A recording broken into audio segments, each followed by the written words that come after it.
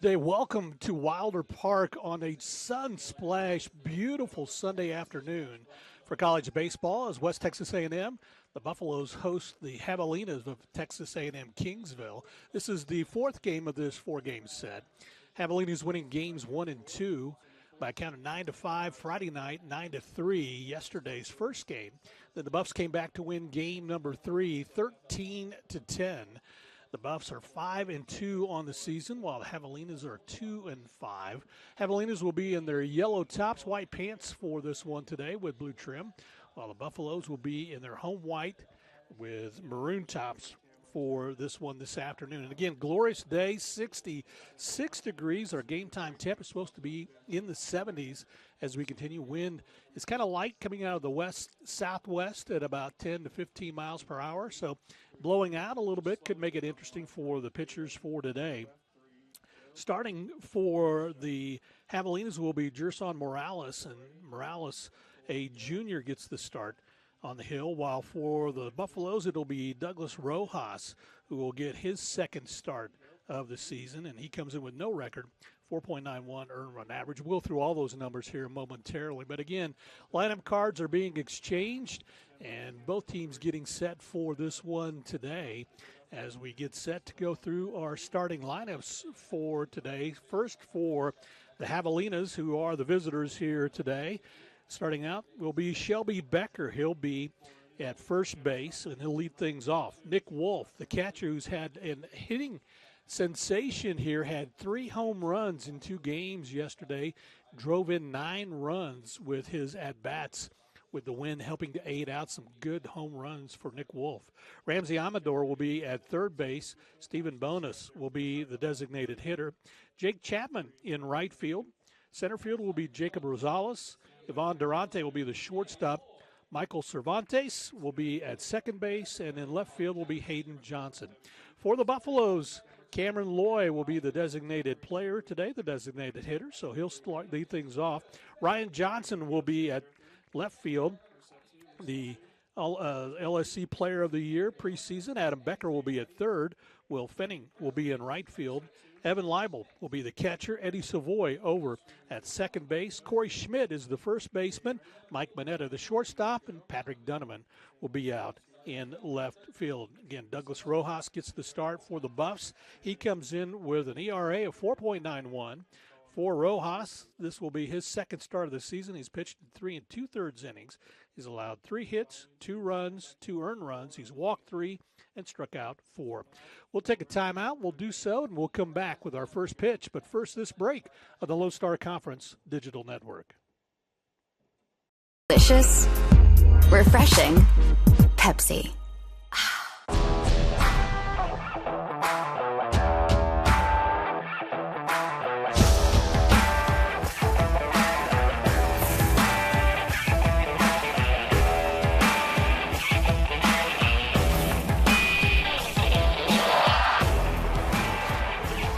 The best tailgates start with the best beef, and the best beef starts with Market Street. Market Street, where we do beef the best. We are Carpet Tech, and we are family. More than carpet cleaners, we're a team. Diving right in, not afraid to invest in our work and each other. We're killing it day in and day out, never shrinking from a challenge. Our people are 1 part passion, 1 part grit, and about a zillion parts awesome. And we are always looking to add to our family. So what are you waiting for? Choosing the right countertops for your kitchen can be tricky. Nowadays, there are hundreds of colors, patterns, and textures and materials that range from natural to engineered stone. Marble Depot is here for you throughout every step of the process. And yes, we do have a lot of options that might make that decision a little harder, but we're also going to ask the right questions so that you get the most out of your investment. So come by our showroom and let us help create what you've been dreaming of. Well, welcome back to Wilder Park as we get set. Our starting pitcher for today is Douglas Rojas. He is a junior, and Doug Rojas comes from Valencia, Venezuela, went to Indian Hills Community College. He's 5'11", 185 pounds. Again, this will be his second game to start on the day, and There you got a quick look at the infield for the Buffaloes with Corey Schmidt at first, Eddie Savoy at second. Shortstop is Mike Mineta, and, of course, Adam Becker, the preseason Lone Star Conference Player of the Year, over at third. And so they get set as Rojas gets his final warm-up tosses in, and what a difference 47 hours makes, because when we played Friday afternoon, the first pitch was 42 degrees, and people were sitting in the stands with blankets and bundled up and trying to keep warm. And today, getting close to 70 degrees before our first pitch today. Much more relaxed atmosphere here at Wilder Park as the players get their final warm-ups in, get set for the first pitch. Our officials for today, home plate umpire is Joe Landon.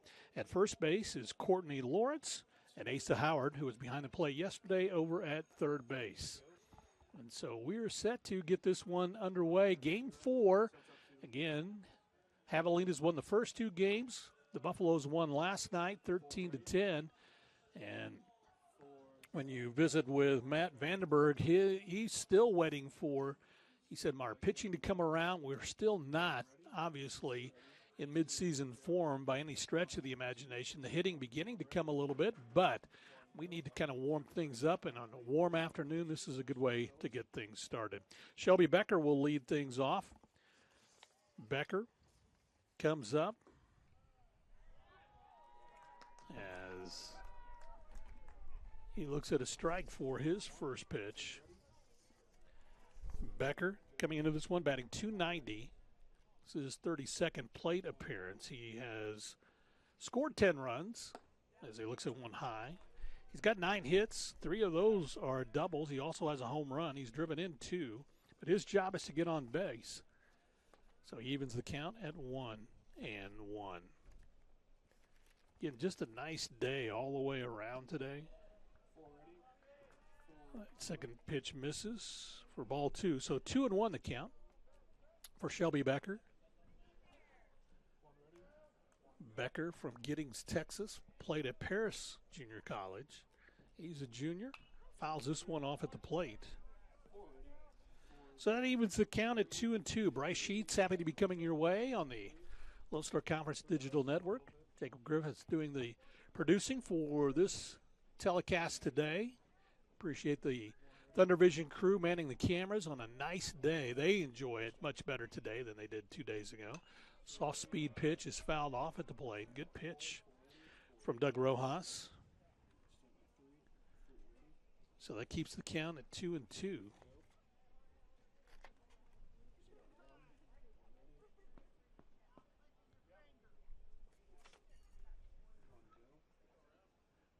Asa Howard came down and said something to the dugout for the Javelinas. Not sure what that was. That may be in a carryover from yesterday. I don't know. High pitch for ball 3, so that runs the count full. 3 balls, 2 strikes as the crowd continues to make their way in here to Wilder Park. Lady Buffs getting set to play softball in just a little bit over at their Schaefer Field. That's one's popped straight up out into shallow right field. Will Fenning is calling everybody off. He slides underneath and pulls that one in. So again, the wind carrying it once it gets in the jet stream. So a fly out to right field for Shelby Becker. That's out number 1, and that'll bring up Nick Wolf. Nick Wolf, again, just a great day at the plate yesterday. He didn't get on in the first game for a couple of at-bats, and then from there he was 4 for 4 at the plate. He's hitting .417. Looks at ball 1. He has scored 9 runs, but he has 10 hits. 4 of those are home runs, and he had 3 in a row. 2 in game 1 yesterday, 1 in game 2. Has driven in 13 runs. There's a strike. That evens the count at 1-1. Nick Wolf, a junior from Klein, Texas, played at Plynn College. 6'3" junior, batting from the left side. Fights that one off over to Mineta on one hop. Mineta throws over to first. Can't hold on to it as Corey Schmidt got handcuffed on the throw. That was one that had a backspin on it once it left the bat. So Mineta had to wait for it to bounce up. It was a slow roller. Had to wait for it to bounce up to him before he could make the throw over to first base. And in doing so, kind of handcuffed him on his throw to Corey Schmidt. They're going to call that an error, so that'll allow Wolf to get on even at an E3.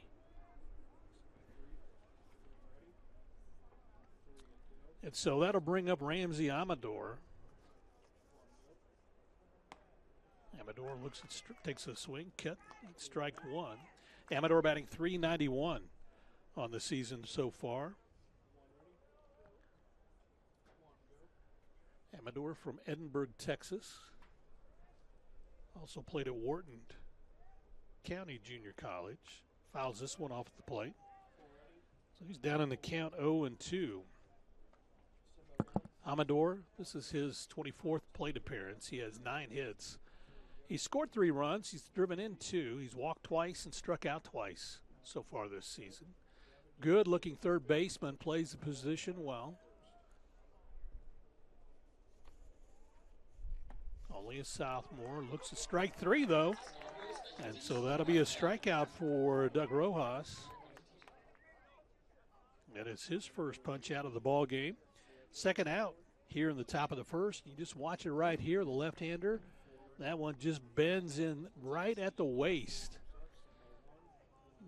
So it kind of caught Ramsey off balance a little bit. Here's a fastball driven out to center field, giving chase for the Buffaloes as that one is out of here.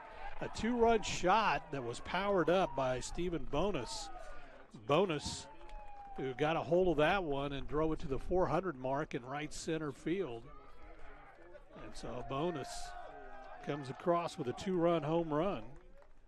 So first pitch swinging, he decides to drive it out to right center field. Watch this.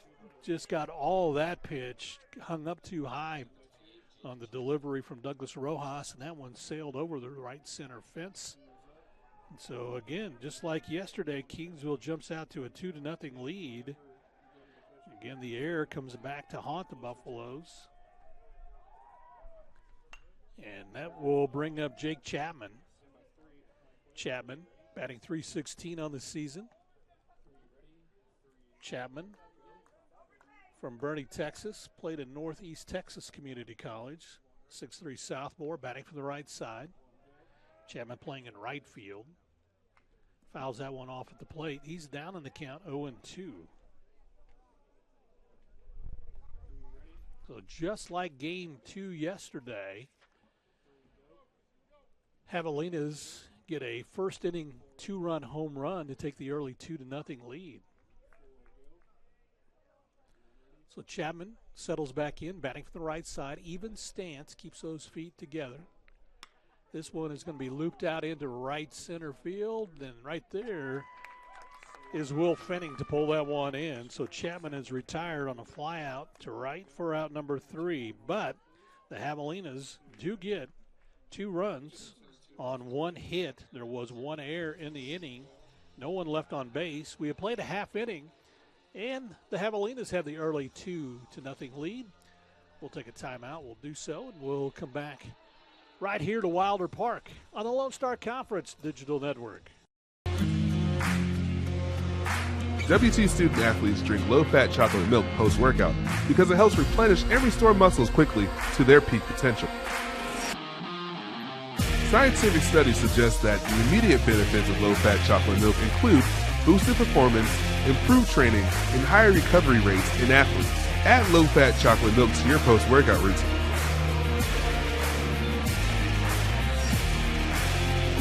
Go Wolves!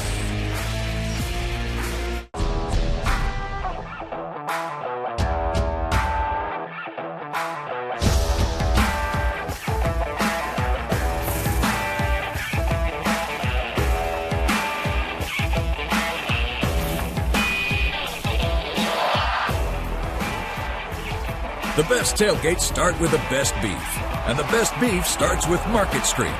Market Street, where we do beef the best.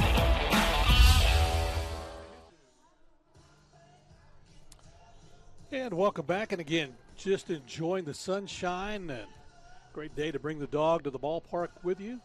and just kind of chill out, relax, and enjoy great college baseball. Number 17 Buffaloes hosting the Javelinas. And getting the start for the Javelinas, Jerson Morales. He is a 5'10 junior from Puerto Plata, Dominican Republic, played at Friends College, and so has not appeared in a ball game this year, so his first chance to make a start for the Javelinas. And he will face Cameron Loy, who will lead things off.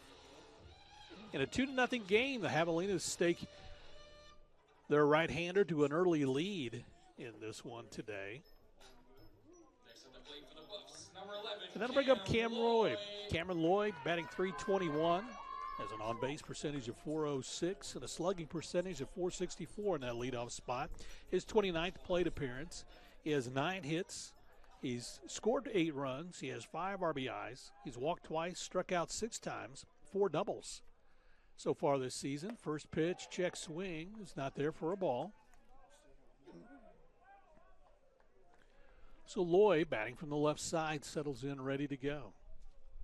Again, just a beautiful afternoon, out of cloud in the sky here at Wilder Park as that's fouled off at the plate.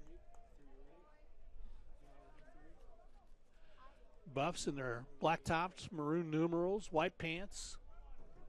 Javelinas in their white pants, gold tops, blue numerals. Outside pitch misses. Good fastball, but just missed outside for a 2-1 count on Loy. Pretty much playing straight away on the left-hander. That's outside for ball 3. So Loy ahead in the count, 3 balls and a strike. The lead off here for the Buffaloes in the bottom of the first, trailing 2-0. And that one misses for ball 4, so a walk. And that gets the base runner aboard for the Buffaloes. And that'll bring up Ryan Johnson.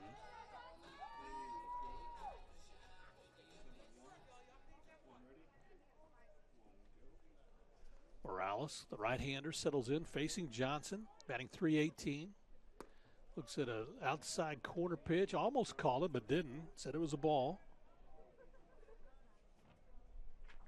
So 1-0 is the count for Ryan Johnson. Foul tipped at the plate, and it evens the count at 1-1. Ryan Johnson, a 5'11", 200-pound senior from Albuquerque, New Mexico. Played at Paradise Valley Community College. Man's left field and just controls that whole area out there. Has for a couple of years for the Buffs. Batting number 2 in the lineup. Powers this one up high in the sky. It's going to go toward Rosales in right center. He's able to pull that one in. So Jacob Rosales able to get that fly out for out number 1. And that'll bring up Adam Becker. Preseason Lone Star Conference Player of the Year, Becker. From Midland, Texas, played at the University of Houston. 6'4", 225-pound senior. Batting from the right side, Becker comes in with a .433 batting average. Has a slugging percentage of .767. Facing the right-hander. Looks at a strike. Will Fenning in the on-deck circle should Becker get aboard. Over at first base, Cameron Loy takes his lead.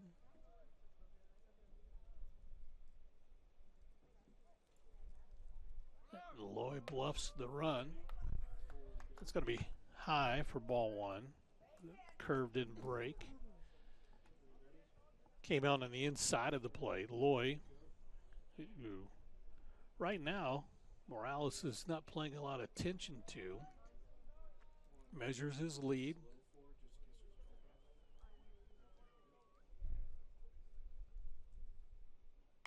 That's driven down the right field line, fouling out of play.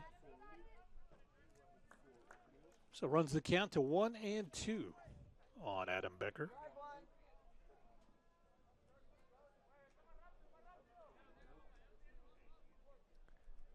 Becker Big exhale, steps back in deep in the batter's box. Big open stance. Right-hander ready to go. Morales comes home with it. Breaking ball doesn't break, and so that evens the count at 2-2. Morales heard something from the dugout, puts his hands up, said, "I'm okay, it's all good."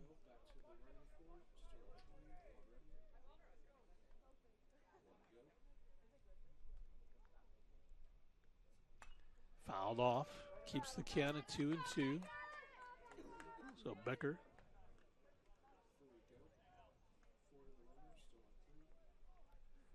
making Jerson Morales work for it a little bit. 1 out, 1 aboard.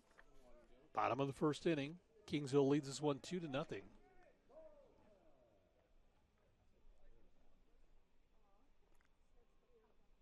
That's way outside for a ball. So that runs the count full. 3 balls, 2 strikes.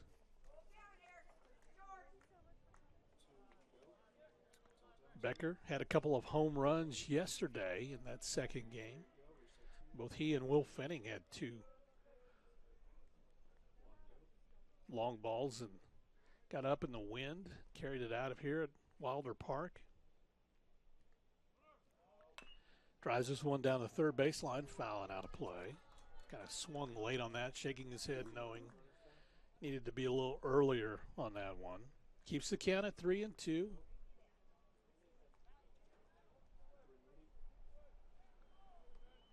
Third baseman settles back in, deep in the batter's box.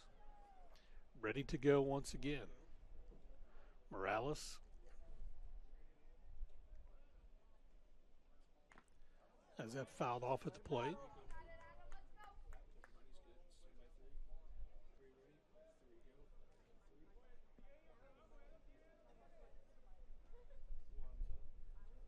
Time for the umpire to grab a few baseballs before he retreats back behind home plate.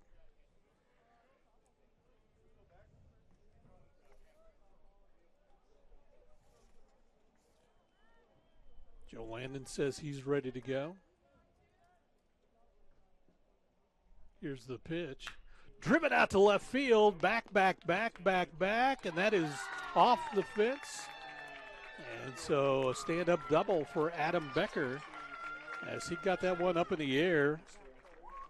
And so that has runners at second and third as Becker delivers on that double. And so watch right here as that one just lifted high in the air and having to play it off of the left field fence is Hayden Johnson as he gets it and returns it in. Cameron Loy ends up at third base. So Loy at third, Becker at second. 1 out, Will Fenning now comes to the plate. Fenning batting .353, his 18th plate appearance. Off-speed pitch is high for a ball. Fenning has 6 hits. He's scored 5 runs. He's driven in 9. He's walked 6 times, struck out 4. He's got a double. And 3 home runs, 2 of those yesterday for the Buffs. Fouls this one off at the plate. That evens the count at 1-1. Got a chance to talk to Will after last night's ball game. Fenning from Scottsdale, Arizona. Played at Paradise Valley Community College. 6'3", 195-pound senior. That's going to be a base hit out into left field. That'll plate 1 run for the Buffs. So they cut the Javelina lead on a single from Will Fenning. And Loy comes around to score, and that makes it 2-1 in favor of Kingsville. Becker over at third, Fenning on at first, and you watch just a slow roller that goes past the third baseman and out into left field, and that brings a run home. So the Buffs cut the Kingsville lead to 2-1. That'll bring up Evan Leibel. The catcher for the Buffaloes hitting .353. With runners in scoring position, he's hitting .667. It's his 18th plate appearance. Drives this one to the second baseman. Throws it over, but not in time to second base. as he kind of was falling away and threw it over to try to get Will Finning, but unable to do so as the ball kind of hit Finning. So Evan Leibel's ahead in on a fielder's choice. You watch the replay here, and that scores another run. We're tied at 2. And this is a roller to the second baseman and a throw over, but hits Leibel. And so he's safely in at second base. Michael Cervantes, the second baseman, just couldn't find a good stepping place to throw hard over to second. That brings up Eddie Savoy. Savoy batting .263, batting from the right side from Montreal, Quebec. Savoy down in the count, 0-1.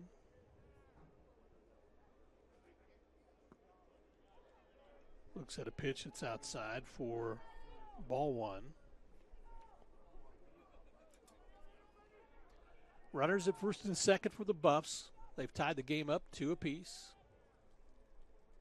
Bottom of the first inning. That's driven past the shortstop.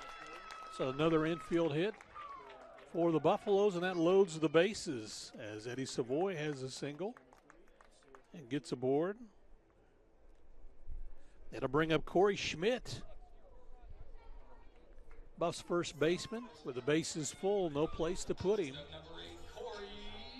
Schmidt comes up with a .273 batting average. That's a quick conversation with Jerson Morales.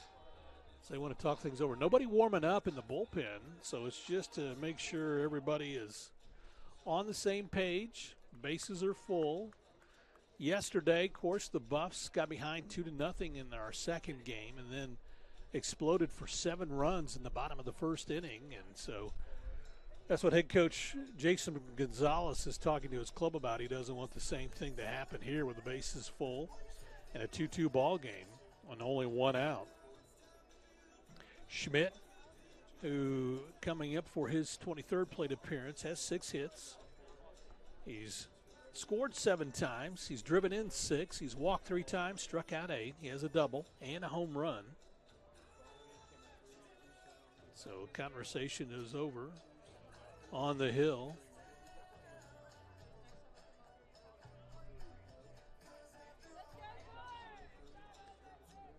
So the Buffs get ready. Schmidt batting from the right side, facing Jerson Morales.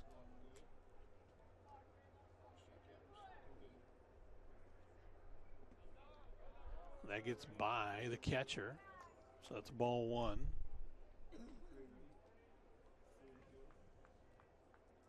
Morales, who's allowed a double and 2 singles. Evan Leibel got a board on a fielder's choice. Cameron Loy walked and came around to score. We're tied at 2. Big cut from Schmidt. It's not there. Had a good bend on that from the right-hander. Loy settles back in, ready to go.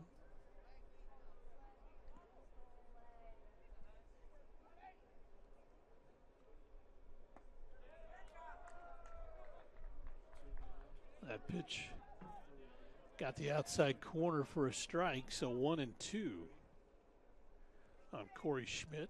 1 out, bases are full. Morales ready to come home with it. That one comes way inside for a ball. Evens the count at 2-2.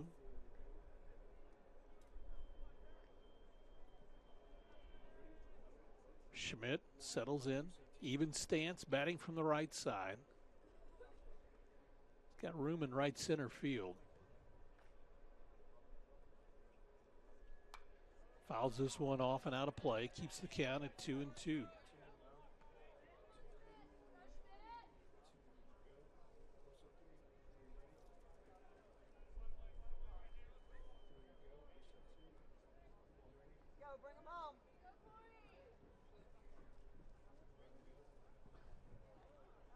Corey Schmidt settles back in.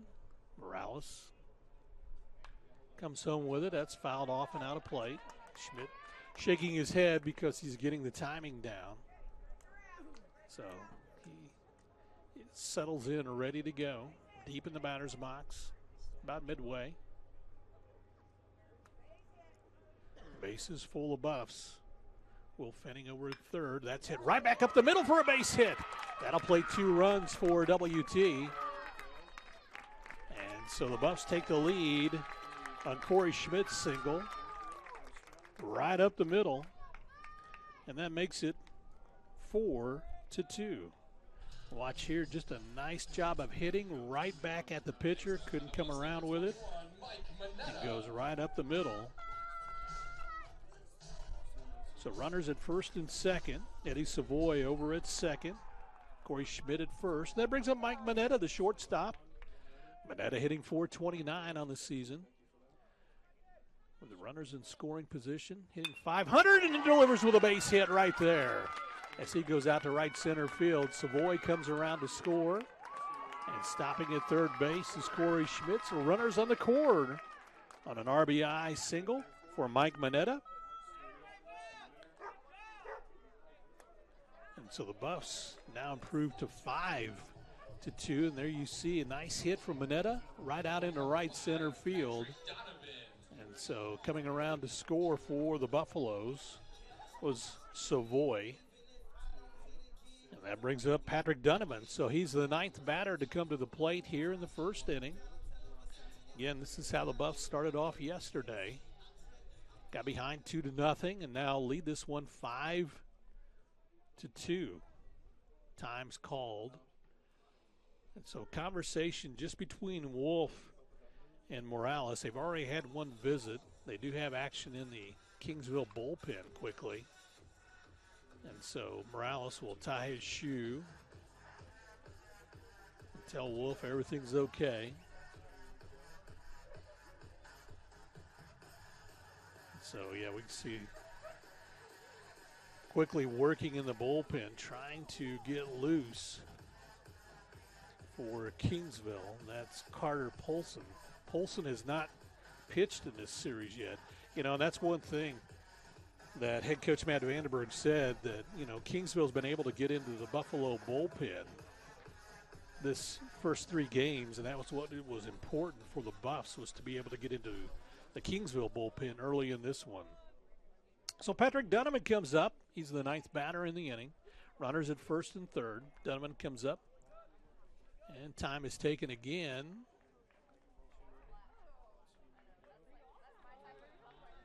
And they are going to make a pitching change. So they are going to make that pitching change. So with that, that'll be all for Jerson Morales. He goes 1/3 of an inning. And that'll be it for him, allowing 5 runs. And so with the pitching change, we'll take a timeout. We'll do so and be back after this on the Lone Star Conference Digital Network. Energy is a glowing sphere of hot gas. It's an ocean of air. And at Excel Energy, we make it safe. It's why we train first responders. Help you identify where utility lines are buried. Sir, do not dig there. And it's why we study the flight paths of majestic golden eagles before we build a wind farm. Safer energy, people. It's all part of a carbon-free 2050. You, us, together.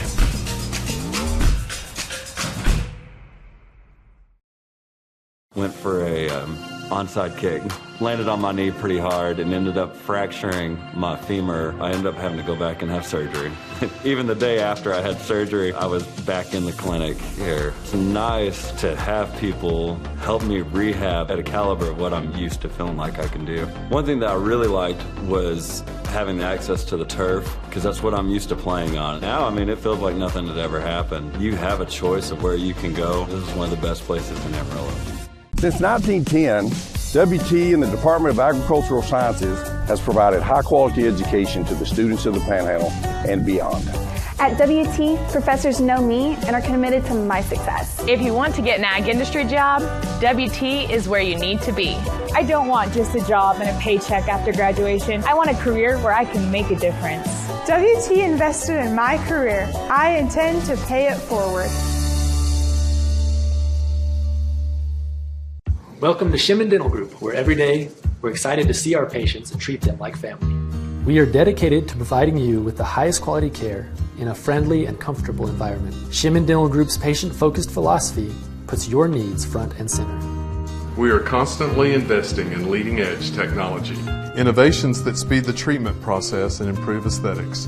We're expanding the breadth of our cosmetic and restorative services through training to provide the best possible outcomes. Just with the level of commitment that they show to taking care of my family and I, it's absolutely unmatched in this town, so I've been very happy with them. Brightening smiles for more than 3 decades. Contact Shimon Dental Group for your appointment today. Carter Polson, the new pitcher, the sophomore right-hander from Round Rock, Texas, and Temple Junior College. Way over on the right side of the lubber, facing Patrick Donovan. Donovan, the 9th batter to hit here in the bottom of the first inning for the Buffs, comes in with a .250 batting average.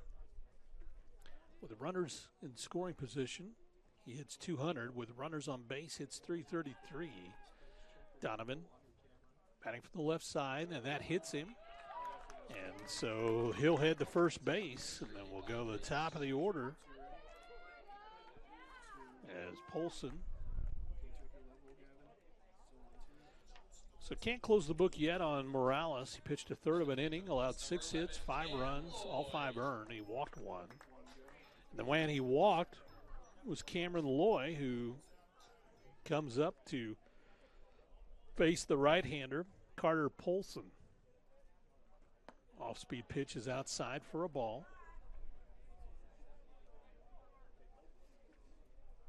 So bases full once again for the Buffaloes. Bottom of the first inning, leading 5-2. That is the inside corner for a strike. So that evens the count at 1-1. Loy from Mansfield fouls this one off at the plate. So 1 ball, 2 strikes. Again, just a beautiful afternoon for college baseball. It's a beautiful afternoon for anything with the big game coming up later today, but it's a nice day to be outside. Pleasant afternoon here in Canyon, Texas. Driven up past the second baseman. That'll play 2 runs for the Buffs. And a single for Cameron Loy drives in 2.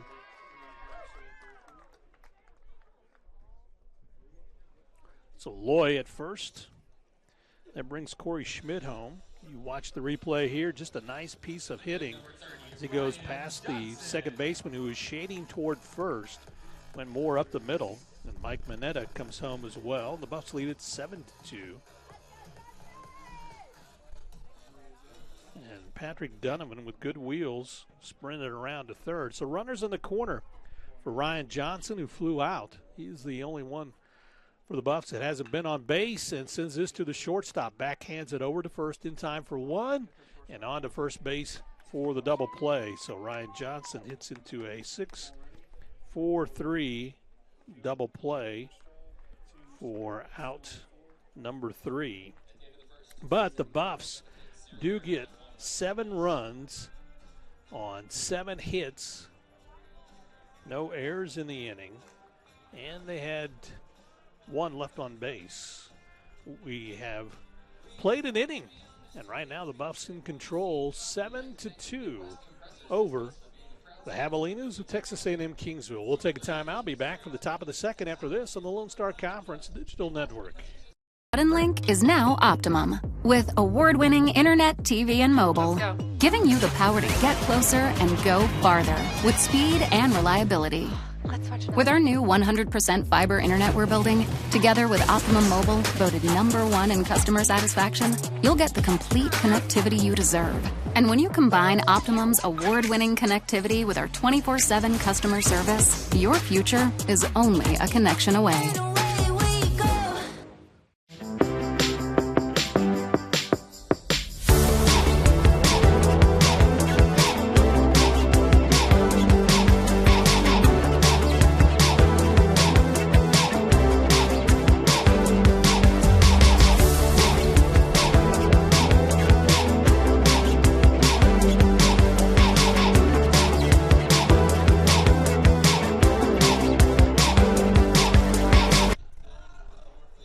Well, Jacob Griffiths tells me we had a 33-minute first inning, and that's shorter than yesterday's 42-minute first inning. As you look at the Javelinas of Texas A&M-Kingsville, of course, after this, they've got that 11-hour bus ride back home to outside of Corpus Christi to their university in Kingsville, Texas. Leading things off, Jacob Rosales, who's had a couple of hits yesterday, looks at strike one. Jacob came on in a pitch hitter's role twice yesterday, facing Douglas Rojas. Morales batting .200 on the season. This is his 11th plate appearance, fouls that one off at the plate, so he's down on the count 0-2. He has 2 hits, both of those yesterday. He scored a run. He's also driven in a run. He struck out twice. He has a triple. So Rosales playing in center field, settles in. Off-speed pitch just doesn't break the way Rojas wanted it to. So that runs the count to 1-2. Top of the second inning, Buffs lead it 7-2. Kingsville got 2 runs on a hit in the top of the first, a home run. And that's strike 3, that broke, and he was looking for something else. And so he's a strikeout victim. That's the second strikeout for Doug Rojas. And watch it right here. He was looking something else, and that just bent right in. Kind of looked back at home plate umpire Joe Landon and kind of smiled because he knew he was looking for something on the outside, and that one just kind of fooled him. First pitch swinging is Ivan Durante, the shortstop. Vaughn's had a good series. He comes in with a .222 batting average. And he's raised that with 4 hits so far this season. Pops this one up down the right field line, fouling out of play. So he's down on the count 0-2. So Douglas Rojas got the start last week against International, but just did not pick up the victory. So he's looking for his first win of the season. That breaking ball does not break at all, so that runs the count to 1-2. Durante playing shortstop. Settles in, batting from the right side. Again, another breaking ball just does not break. No curve on that. Trying to get it to curve in and just is not getting the spin he wants. So that evens the count at 2-2. Rojas settles in, ready to go. That's driven out to right center field, and that may find the gap and does off of the 365 mark. Here's the throw into second base, not in time, as Durante will settle for a double. So with 1 out, got a runner aboard in scoring position for Javelinas, and that's exactly what they did yesterday. They got behind 7-2 in that first inning and then just kind of whittled away at it till they tied the game up at 8-8 for the Buffaloes were able to come away with that 13-10 win. But they were able to come back in Game 2 yesterday. Michael Cervantes, the second baseman, first at bat, looks at strike 1. First time we've seen Michael. Comes in with a .133 batting average. It's his 16th plate appearance. Has 2 hits. Walked once, struck out 8 times. Fouls that one off at the plate, so he's down in the count, 0-2.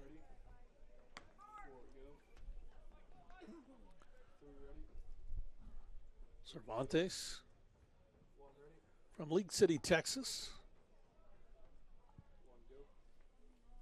Played at the University of Louisiana Monroe before transferring over to Kingsville, 5'10" junior.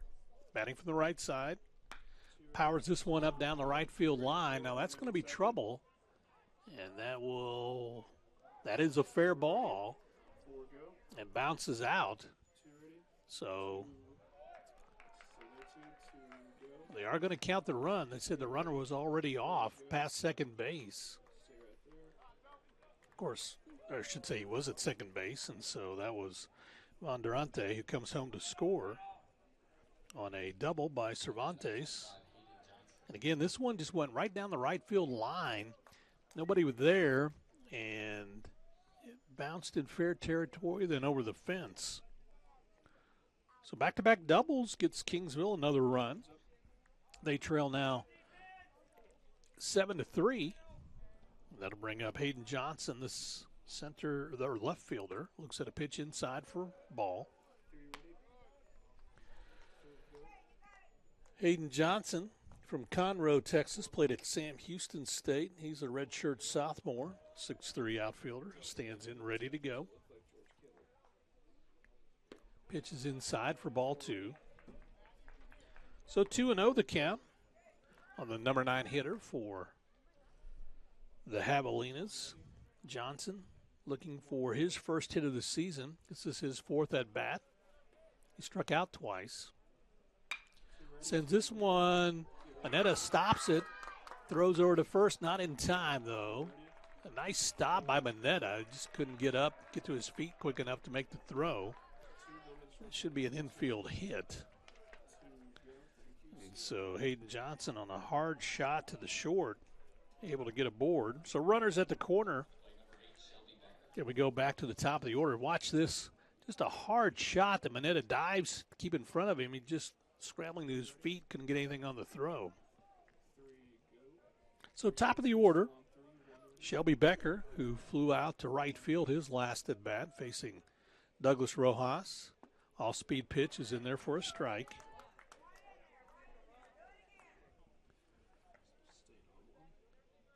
Becker batting from the right side, hitting .281.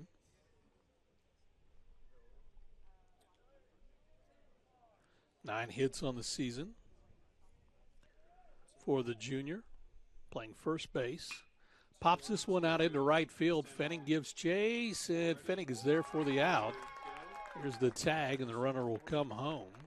And so Becker does his job. Flies out to right field once again for out number two. That'll bring up Nick Wolf. And Michael Cervantes tags up and comes home. Johnson still over at first base. Nick Wolf, who got aboard on an error his last at bat and came around to score on the Stephen Monis home run. It's an off-speed pitch in there for a strike. So lefty facing lefty, Wolf settles in ready to go. Batting .400 on the season. Looks at a fastball for strike 2. So good pitch from Douglas Rojas. Doug wearing number 13. Rojas settles in on the far left edge of the pitching rubber, or far right edge if you're out there in the outfield. This one is hit up in the air out to Ryan Johnson. He fights the sun and can't find it as it falls in. Just lost it, so one run will come home. And so, again, Ryan Johnson was there, just couldn't get it out of the sun's view.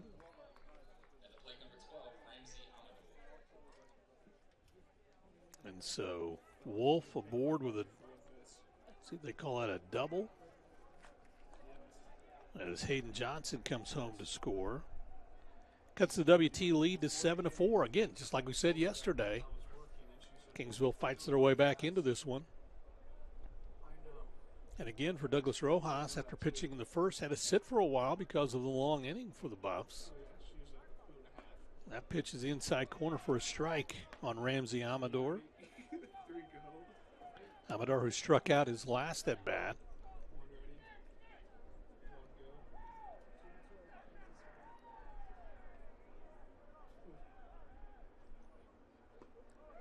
So they did say Nick Wolf, he gave him a double on that hit. Wasn't sure because it didn't go off the wall. And actually just got lost in the sun with Ryan Johnson. Taking a swing. Amador comes up empty. Count is 0-2. Ramsey settles back in, ready to go, close to the plate. Deep in the batter's box, facing Douglas Rojas. Rojas checks the runner at second, then comes home with it. It's fouled off and out of play. Amador batting .375 so far this season, 9 hits.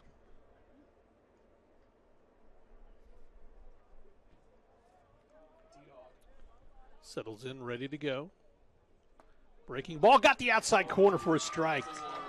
Ramsey didn't agree with it, is shaking his head, but nevertheless, third strikeout.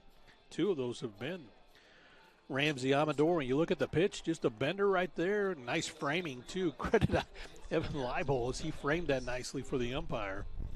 And so that's out number 3. But Kingsville does come through with 3 runs on 4 hits. There were no errors in the inning and 1 left on base. We have played 1 1/3, 1.5. We'll try that. And it's 7-5 in favor of the Buffaloes. We'll take a timeout and be back after this on the Lone Star Conference Digital Network.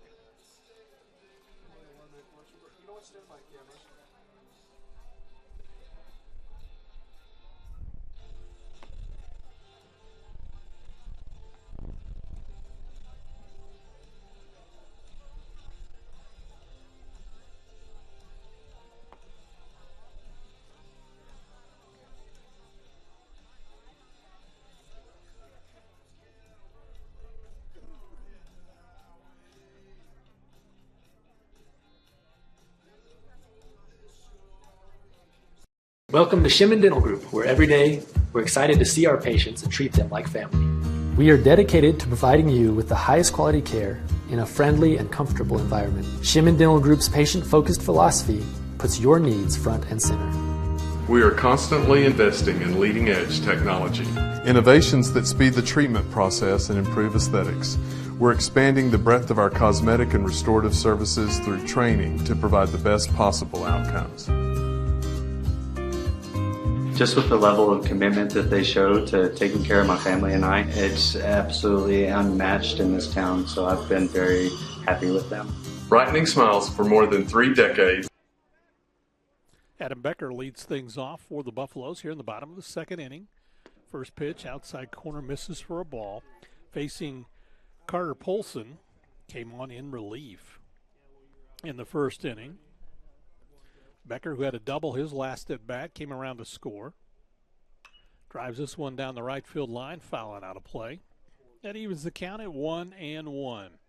Bryce Sheets, happy to be coming your way on the Lone Star Conference Digital Network between the Javelinas and the Buffaloes here at Wilder Park in beautiful Canyon, Texas. Gorgeous day for college baseball. 1-1 pitch. Outside corner for a strike.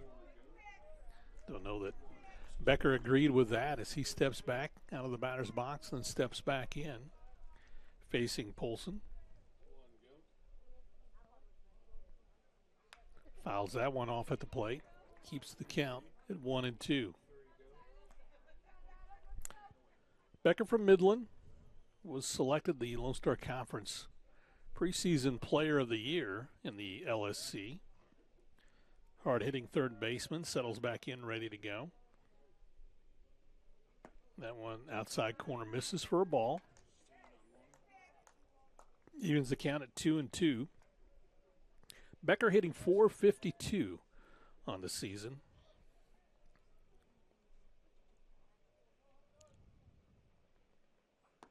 Check swing. They see if he went around. He says he did not. So that runs the count full. 3 balls and 2 strikes. Good pitch from Polson. Becker able to hold the bat back. 7-5 our score. WT with the lead here in the bottom of the 2nd inning. Wind blowing out. And that off-speed pitch got Becker as he is a strikeout victim. First strikeout for Polson. And we watch on the replay here, just a good pitch, off speed. Becker out in front of it. on that one. That'll bring up Will Fenning. Fenning singled and scored his last at bat. Fenning batting from the right side, hitting .389. Looks at a strike.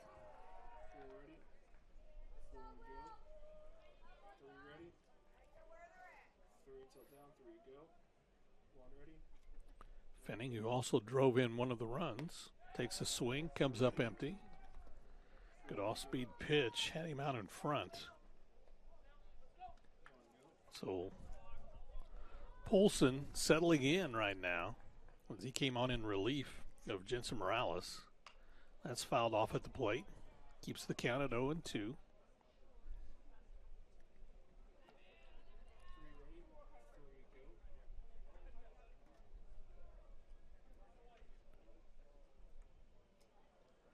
Fenning settles back in, batting from the right side, pops this one down the right field line, fouling out of play. Keeps the count at 0-2, doing a good job to fight off the pitches from Carter Polson. Polson from Round Rock. Played at Temple Junior College and Wharton College. Batting from the right side. Fenning ready. Check swing, does not pull the trigger. And Nick Wolf looks back, thought that was strike 3. Trying to buy the call. So runs count to 1-2. Again, Fenning with that compact swing. Keeps the hands close to the chest. Extends it, drives it down the right field line, fouling out of play. Not sure if the bat came back and got, or if the foul went off of Nick Wolf. Trainer's going to come out and check him out. Coaches are going to come out and check him out.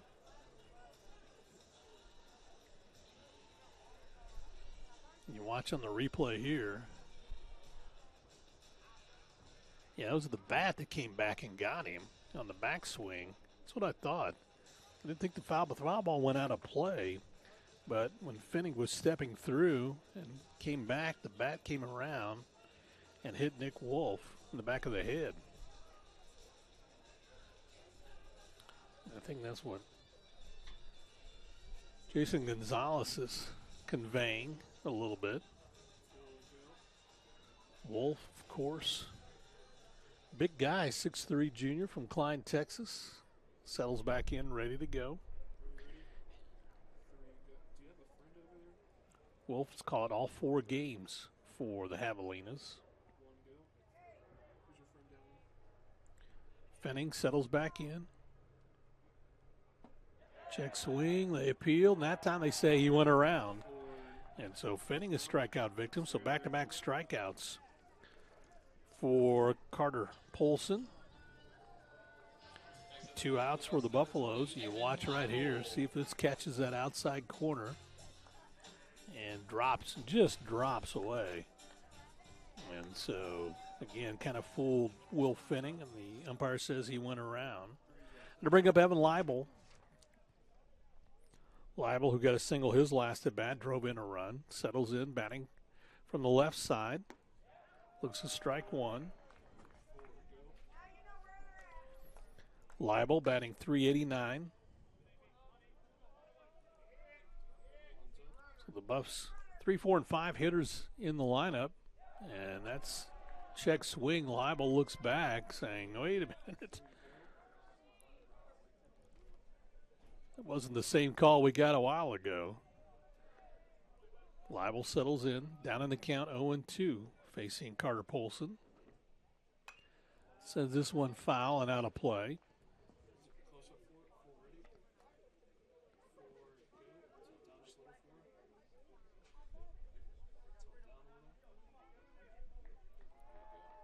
So Leibel settles in.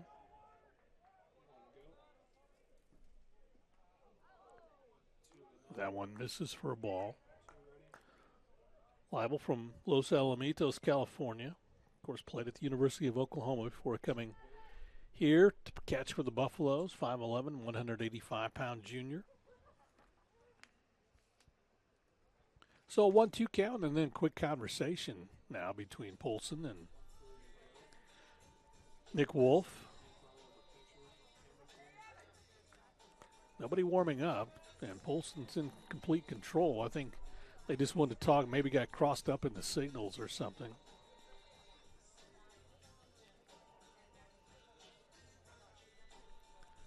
Asa Howard comes down from third and converses with Joe Landon, and not sure what all, because Nick Wolf wanted to talk to the umpires too. So 1-2 count for Evan Leibel. Way inside for a ball. That evens the count at 2-2.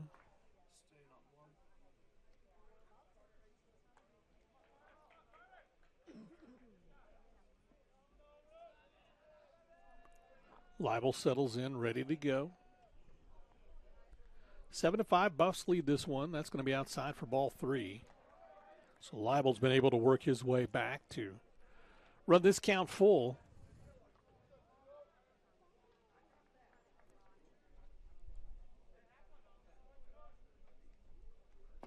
And Leibel takes a swing, comes up empty. So Polson strikes out the side.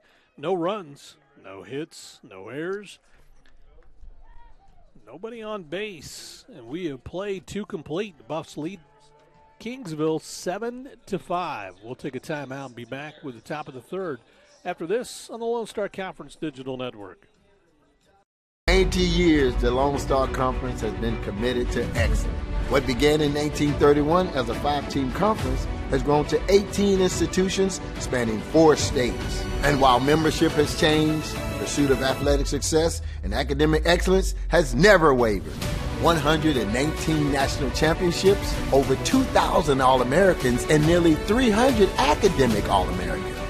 Celebrating 90 years of success, this is the Lone Star Conference.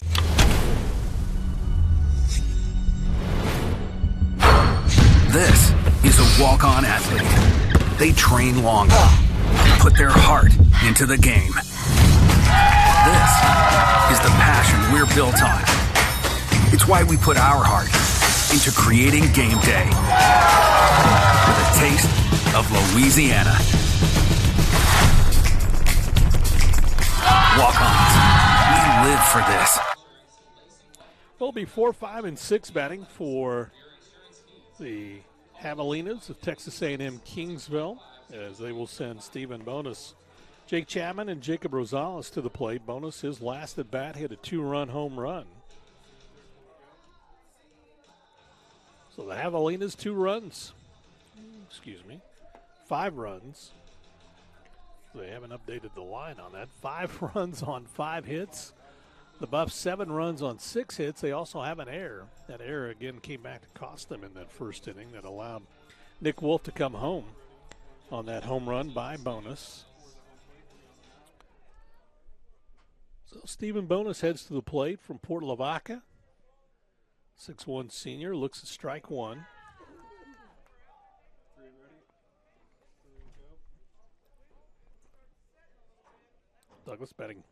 Bonus batting 400. There just misses outside for a ball. He's in the leadoff role. He bats 500. His 26th plate appearance. He has 10 hits. He's driven in 8. Struck out 3 times, walked twice. Outside corner misses again. So runs the count to 2-1 as Douglas Rojas working here in the third inning. Leading 7-5. Way inside for a ball. So 3 balls and a strike on Stephen Bonus. Bonus to be followed by Jake Chapman in the on-deck circle. Bonus comes home with it, and outside corner got there for a strike. So that runs the count full, 3 balls and 2 strikes. Bonus settles in, ready to go, facing Douglas Rojas.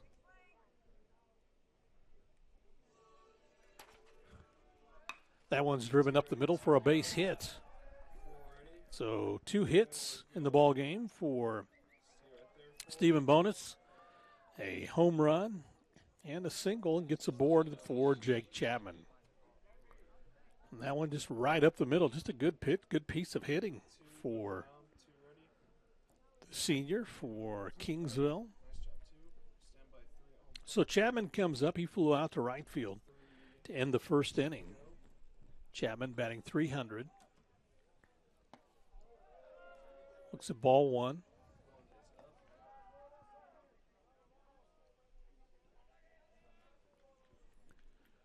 Chapman batting from the right side.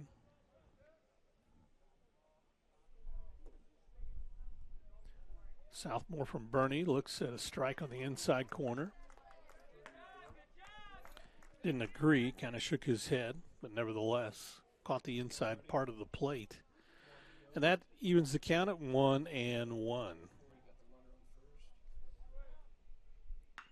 Drives this one down the third base line, fouling out of play. So 1-2. The count for Jake Chapman, playing in right field today for the Javelinas, has been the entire series. Douglas Rojas taking a long look in, getting set. Checks for the pitch, runner at first base, and swinging as Chapman is out on strikes.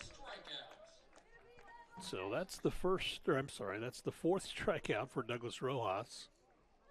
And watch right here, just a good off-speed pitch. But Chapman tries to hold the bat back on, just couldn't do it. And so that's out number one. And that'll bring up Jacob Rosales. Rosales from Mission, Texas. Played at Incarnate Word before transferring to Kingsville. 5'10" junior, settles in, batting from the right side. Pops this one up and out of play, as that'll be fouled out for a strike. Rosales batting .182. Struck out in his last at bat.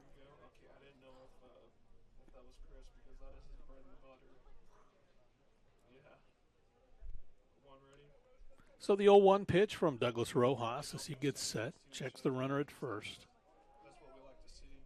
Breaking ball outside. Doesn't turn over, so that evens the count at 1-1. Kingsville scored 2 in the first, 3 in the second. WT scored 7 in the first. Swinging, but coming up empty. Rojas took a good cut. Rosales down in the count 1-2.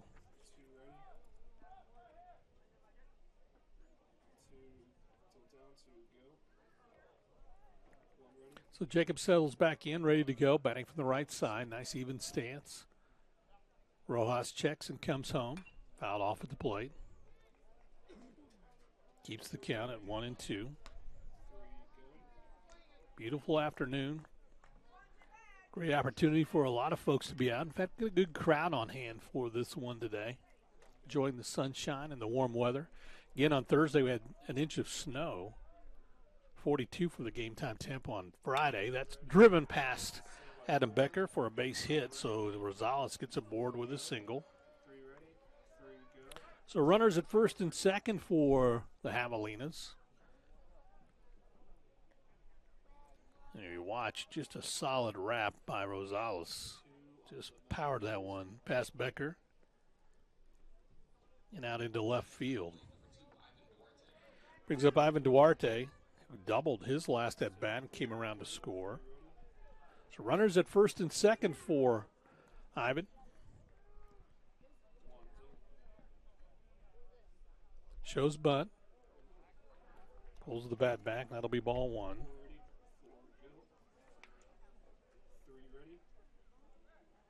Runners at first and second. Bonus at second. Rosales at first.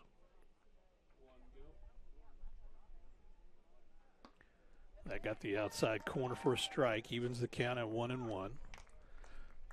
That time, Ivan Durante did not show that he was going to butt. Had the bat back. So the 1-1 pitch as Rojas checks an off-speed pitch. Got Durante out in front. Runs the count to 1-2.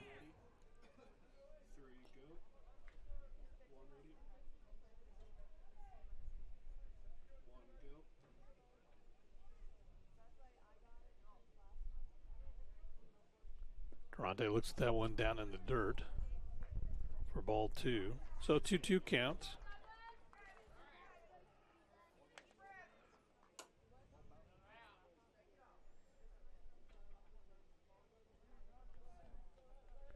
Ivan from Juarez, Mexico, 6'1", redshirt junior. Off-speed pitch just misses on the outside corner. Runs the count to 3-2.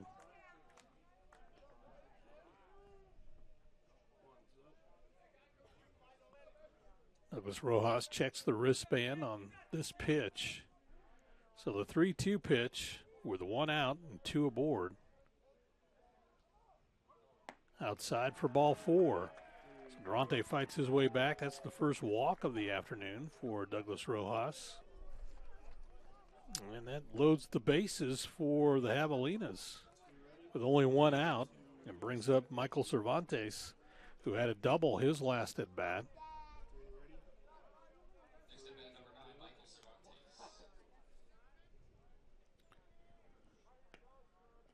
Cervantes, 5'10" junior, settles in, playing second base today. First pitch, it hit down the left field line, foul and out of play. Got all the way around on that one for a long strike. Hayden Johnson in the on-deck circle. Just like yesterday's game, Javelina scored 2 on a home run in the first. Buffs scored 7 in the bottom of the first. They led 7-2, and then Javelinas fight their way back in to tie everything up. Right now trailing 7-5 here in the top of the third. Bases are full, 1 out. That pitch evens the count on Cervantes, 1-1. Rojas checks the runner at second. And a good fastball had Cervantes swinging out for strike 2.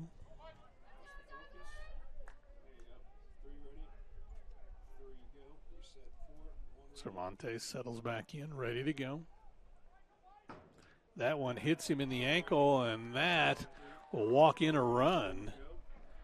Not at all what Douglas Rojas was doing. In fact, Doug did the same thing last time, got ahead in the count 0-2 to Cervantes before he hit a double. This time he hits him. So cuts the Buff lead to 1 run. That'll bring up Hayden Johnson, who singled his last at bat.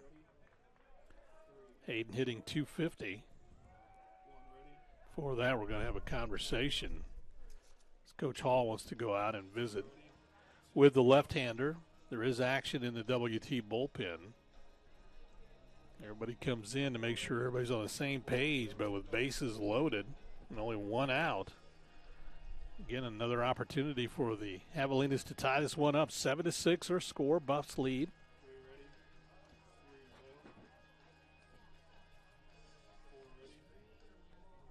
The home plate umpire Landon will slowly start to walk out toward the conversation out on the mound.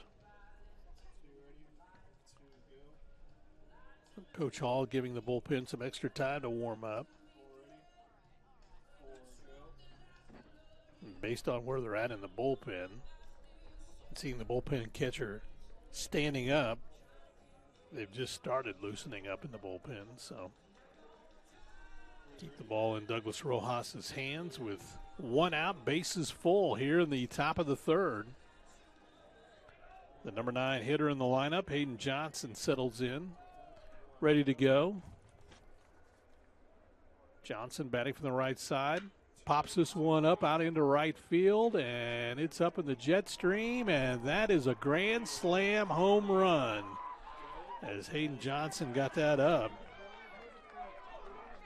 And so the Javelinas now take the lead, 10-7 on that monster hit from their left fielder today. Johnson taps the helmets of everybody And that clears the bases for the Javelinas.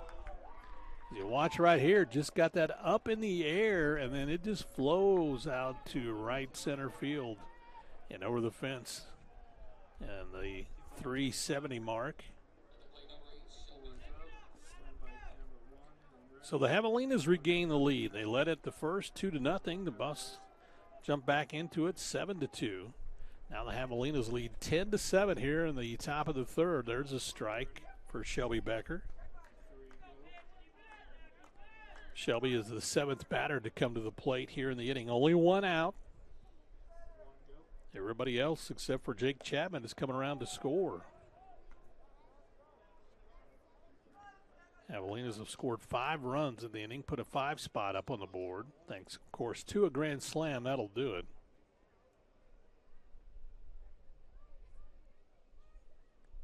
Rojas taking a long look in the dugout. Now checks the wristband once again. Time's called by Becker.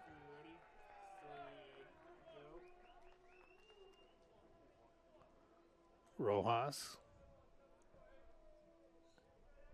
on a 2-1 pitch. Off-speed pitch, got Becker swinging, so that evens it up at 2-2.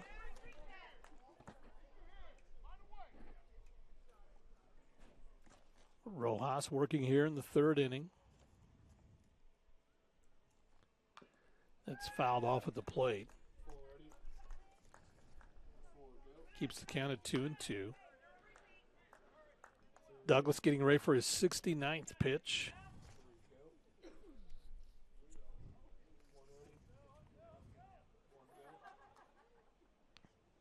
Becker fouls this one off and out of play.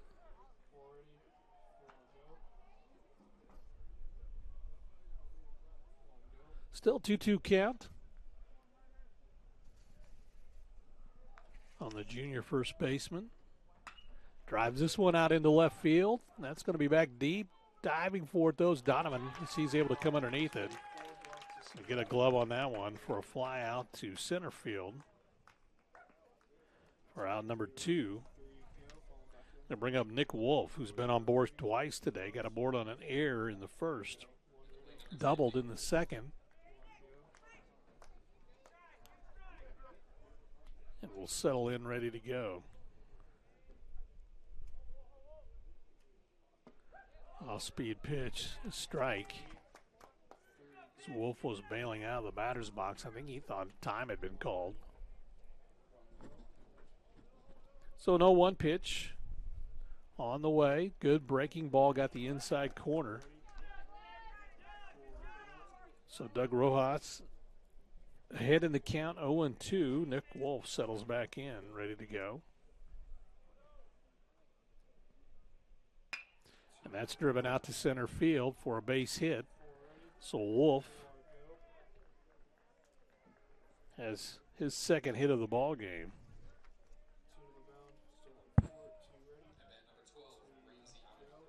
And that'll bring up Ramsey Amador. He's the only one that struggled for the Javelinas at the plate today. He's struck out twice. And before that, Coach Hall's going to come out and make a pitching change, and that'll be all for Douglas Rojas, as he can only go 2 2/3.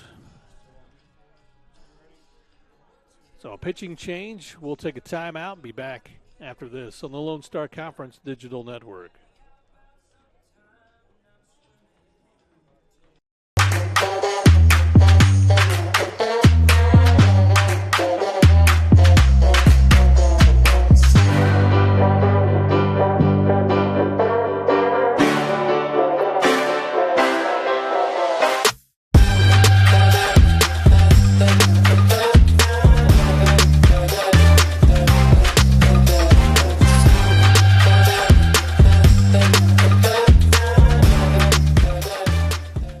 It's got the looks, the style, the performance. Your new car is everything you always dreamed of, and now it's here. First Financial Bank was happy to help put you behind the wheel with a new car loan at a competitive rate and fast, friendly, local approval. It's service that just comes naturally to us. much like a love of tradition comes naturally to you. First Financial Bank. You first. Member FDIC.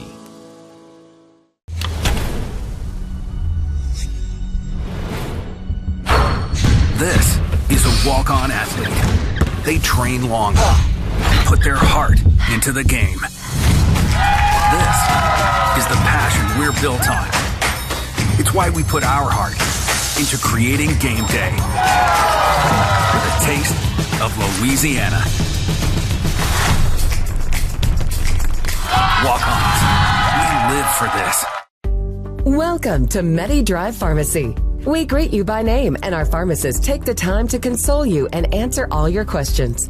Our Health Mart Pharmacy specializes in serving our community with fast, friendly professional service and the highest quality of medicine and health products.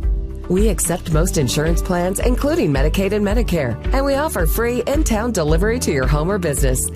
Come visit us for all your health care needs.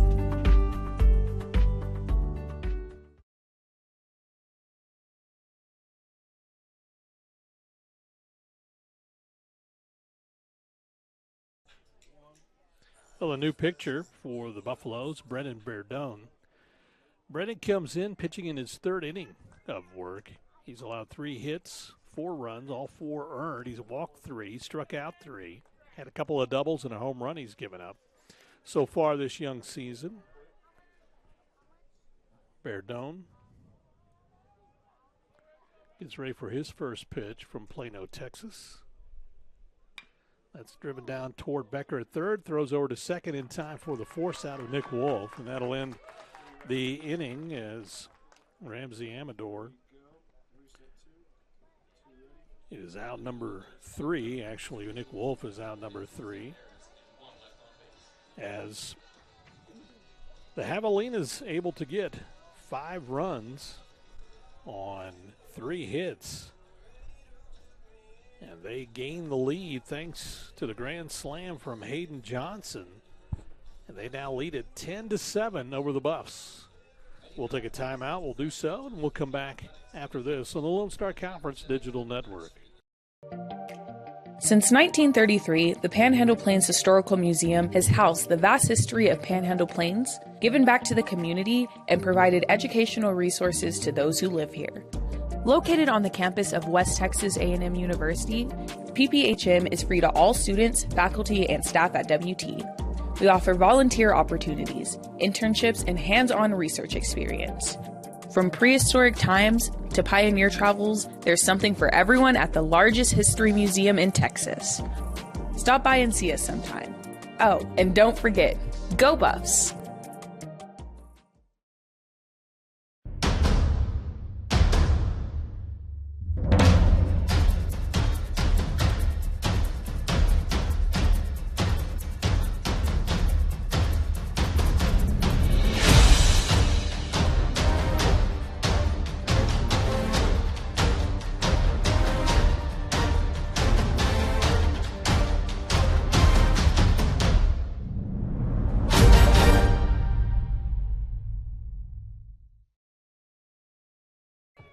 Well, welcome back. A fun day to be outside playing like this young guy and his dad playing pitch and catch over along the right field line. Buffs trail now to the Javelinas 10-7. It's Carter Polson back out for relief, and first pitch swinging is Savoy right out to right field. And pulling that one in is Jake Chapman. Savoy first pitch swinging is a fly out to right for out number 1. That'll bring up Corey Schmidt, the first baseman. At the plate, number 8, Corey Schmidt. So Schmidt will make his way over. On his last at bat, he had a single and scored a run back in the first. Looks at a pitch on the outside corner for a strike. Schmidt settles in, ready to go, batting from the right side. Drives this one out to right field as well. Chapman gives chase, and that is over his head for a home run. So Corey Schmidt gets one up in the jet stream and is able to drive that one home. A solo shot. It cuts the Javelina lead to 10-8. So Schmidt got a hold of that one, got it up in the air. Again, wind blowing from left to right now, so it's blowing out to right field. You watch here again, Schmidt just hammered that one, got it up in the air, and that one over the right field fence. And about the 350 mark, and that brings up Mike Mineta. Mineta looks at a pitch outside for a ball. Mineta batting .467. His last at bat, he had a single and drove in a run. This one is a hopper over to the second baseman, and he's able to get that one. So Mineta's retired 4-3 for out number 2. And that'll bring up Patrick Donovan, who was hit by a pitch his last at bat and was stranded at third base back in the first inning. Donovan batting .250. He has 2 hits on the season. Scored 2 runs. Struck out once and been walked twice. Looks at strike 1. Should Donovan get aboard, then that'll go to the top of the order in Cameron Loy. Pitches outside for a ball.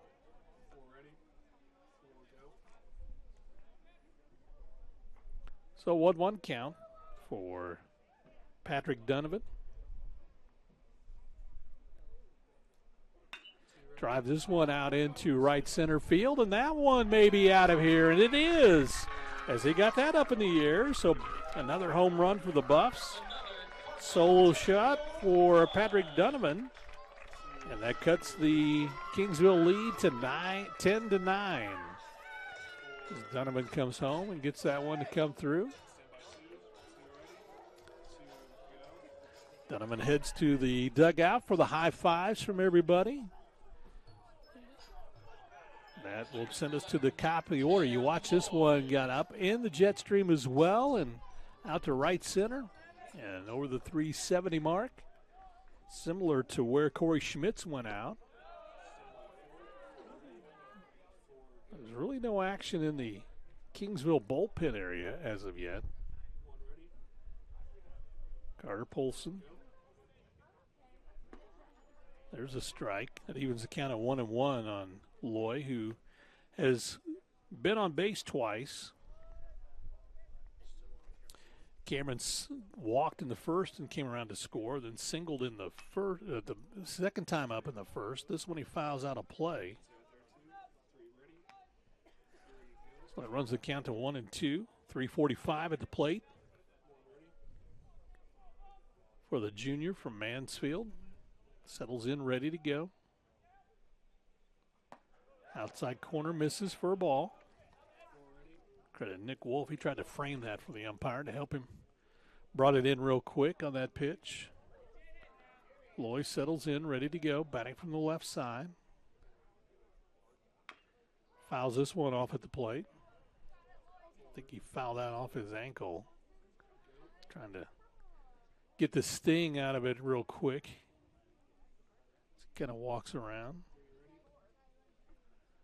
Says something to Nick Wolf real quick.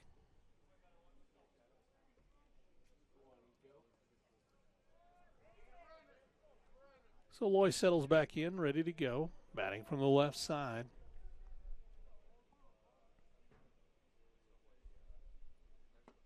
And got the inside corner for strike 3. So Loy, kind of confused on that pitch, thought it was a little more inside than what he wanted as Polson gets another strikeout. That's his 4th. That's out number 3. But the Buffs do get 2 runs on 2 hits.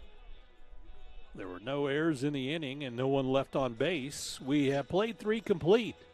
Kingsville leads this one 10-9 here in Canyon at Wilder Park. We'll take a timeout. We'll do so and come back after this on the Lone Star Conference Digital Network.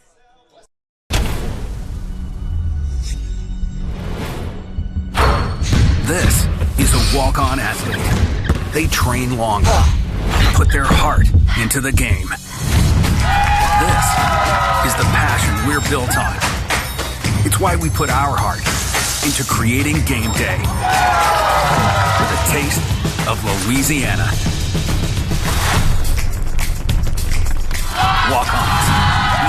for this.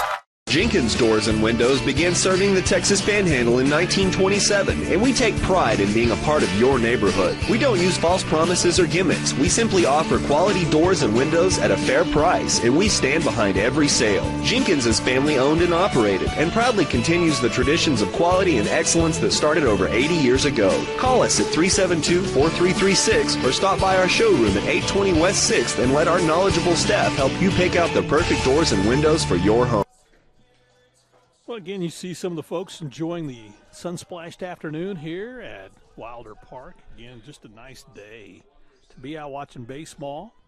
Looking down in the fans area, a couple of Kingsville players charting pitches. That's first pitch swinging is going to be fouled off at the plate for Stephen Bonus. Bonus, who had a 2-run home run back in the first and then got a board on a single and came around to score in the third. Leads things off here in the fourth. Looks at a strike. So he's down in the count 0-2. Brennan Burdone on in relief.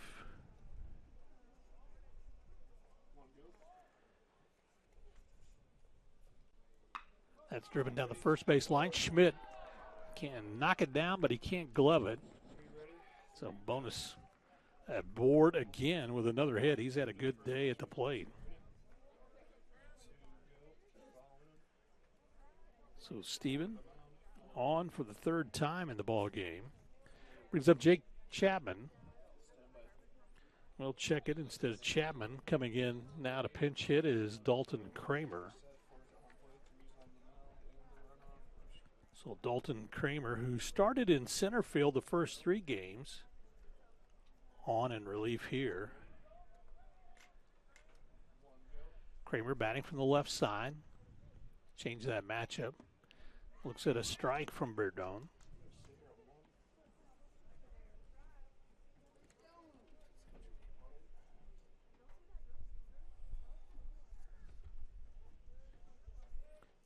Kramer settles in, batting from the left. Runner aboard is Bonus at first. Inside corner once again. Nice pitch from Burdone.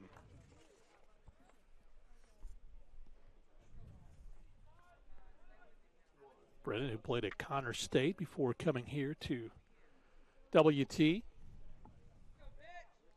Right-hander ready to go.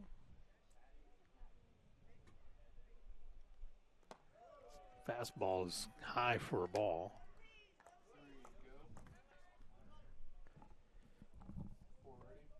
Jacob Rosales in the on-deck circle.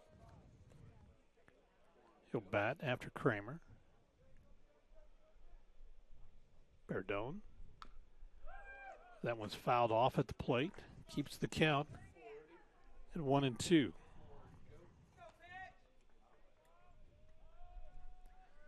Just a beautiful afternoon. Wind blowing out to right field now, and that's where we've had the home runs.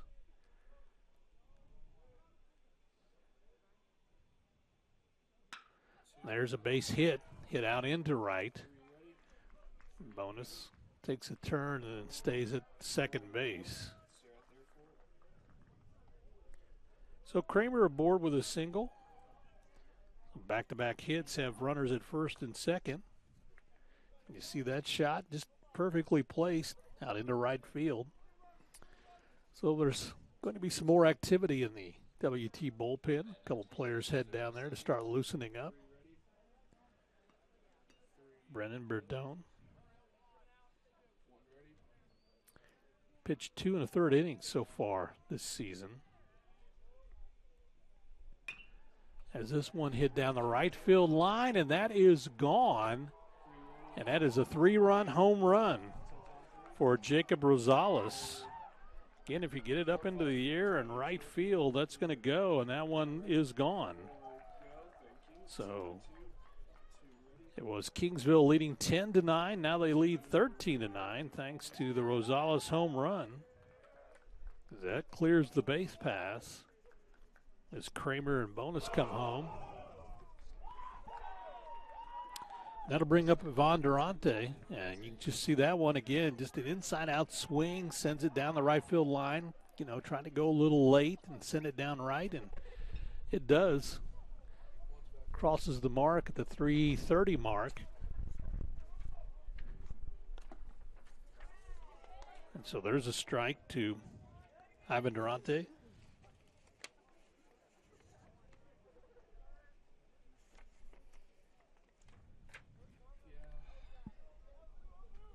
Durante fouls this one off at the plate, so he's down in the count 0-2. Berdone checks the wristband. Another player heading down to the Buff bullpen, so get some action going there. And that's what Matt Vandenberg didn't want to do, is have to get too deep into their bullpen today. Berdone pitched yesterday, back in this one today. That pitch misses. So a 1-2 count on Ivan. Shortstop settles in, ready to go. Sends this one toward Becker at third, but that's a foul ball. In fact, he may have fouled that off of his ankle as he fell down. Got up, shakes it off. Of course, in the old day, they tell you put some dirt on it, but there's no dirt in this infield, so you're just going to have to rub it and hope it feels better. Ivan settles back in, ready to go. 1-2 pitch. Hit out into center field. So another hit. So all four players that have come to the plate have come through with hits for the Javelinas here in the fourth inning. Berdone, who came on in relief of Douglas Rojas, watches this one go out into his right center field. And so whatever Berdone had in the third inning, he's struggling to find, and that's going to require a visit to the mound by Coach Hall as he wants to talk things over. Matt Vandenberg talked in our postgame yesterday about the need for the pitchers to kind of get, I don't want to say in gears, not that they're not trying out there, it's just not finding a rhythm, and that's what they're trying to do, is find a rhythm right now. Hall looks down in the bullpen area. Nobody's ready as of yet, so he's going to have a long conversation with Berdone. See if he can get a couple more pitches out of him before anyone's ready in the bullpen area. The umpire, Landry, walks out. Joe says it's time to break this conversation up. Let's head back. Asking Coach Hall, what are we doing here? And Coach Hall said, just talking about how beautiful a day it is here in Canyon, Texas. The wind has picked up now, blowing out to right field. And so the flag is unfurled, I should say. And we can tell you that home run, just got a text from Luke Kinsey from Jacob Rosales, that ended up in the softball field of play. So they had to stop play over at Schaefer Park as that ball went flying over there.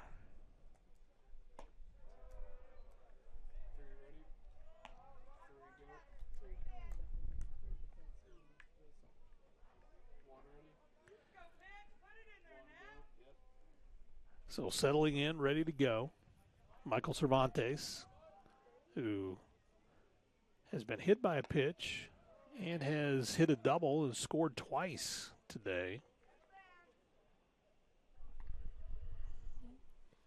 Cervantes settles back in. Berdone trying to take his time, allow the bullpen to get loose. Just struggling to find a rhythm out there as everybody that's come up to the plate here in this inning has found a hit.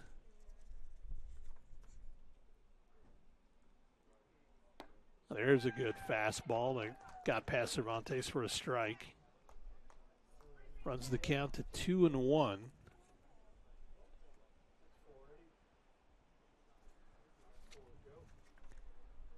Kingsville ahead 13-9 here in the top of the fourth.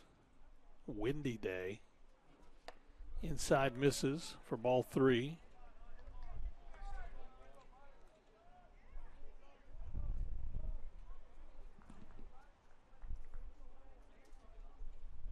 So 3 balls and a strike. Cervantes settles back in, ready to go. Runner at first base. And that one misses outside for ball 4. And so Cervantes will get the free pass to first.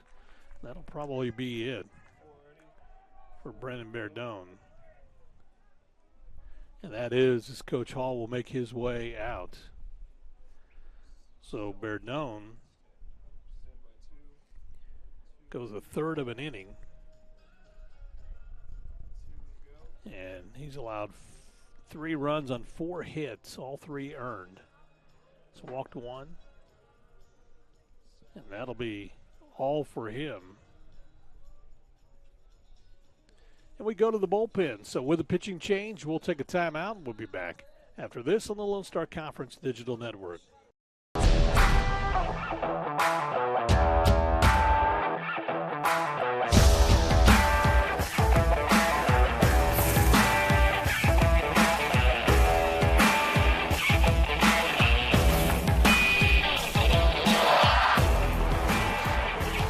The best tailgates start with the best beef, and the best beef starts with Market Street. Market Street, where we do beef the best.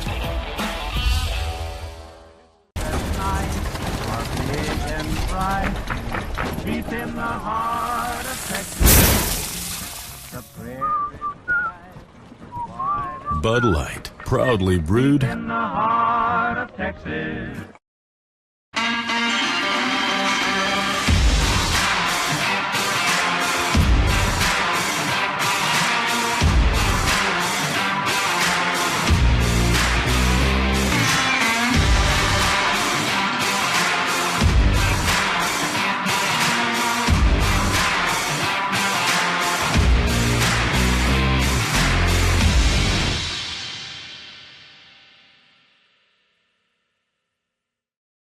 Since 1910, WT and the Department of Agricultural Sciences has provided high-quality education to the students of the Panhandle and beyond.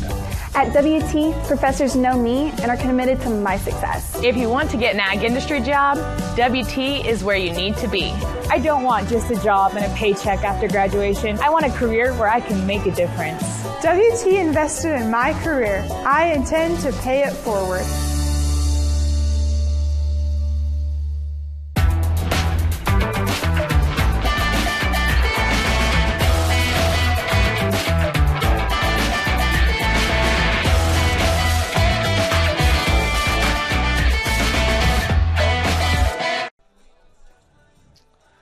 Well, top of the 4th inning, the new pitcher for the West Texas A&M Buffaloes, Damon Ellerton. Ellerton's first opportunity to pitch this season. And Ellerton, a 6', 185-pound sophomore from Rye, Colorado, pitched at Arkansas Pine Bluff before coming to WT. So his first opportunity to see Hayden Johnson. Johnson hit a 3-run home run his last at bat, takes a cut at that one and comes up empty. Actually just a half swing. And you look back at the umpire, thought it was not a strike, but he was calling it all the way. Ellerton throws to first and then throws it away, and that will allow runners to advance to second and third, and they're going to bring home another run. On the pass ball over to first base, Ellerton caught Corey Schmidt not aware of the throw. And so that'll be on Ellerton as another run comes home. As Yvonne Durante makes his way home to make it 14-9. And Michael Cervantes will advance to third.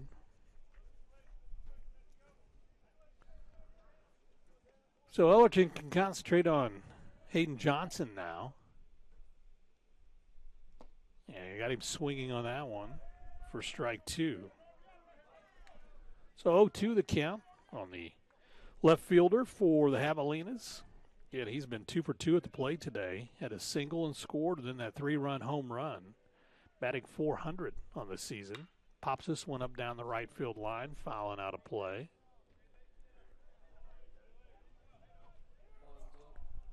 So only the 6th at bat for Hayden Johnson. And he has 2 hits, both of them in this game. Helped his batting average up to 400.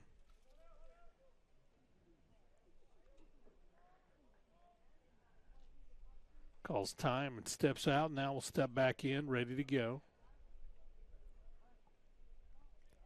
Right-hand hitter. It's Ellerton, and that's fouled out of play.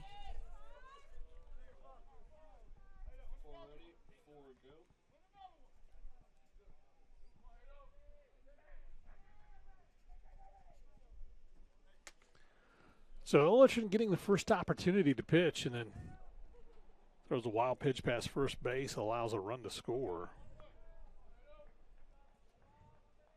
Trying to get Johnson here. Slow roller hit down toward third.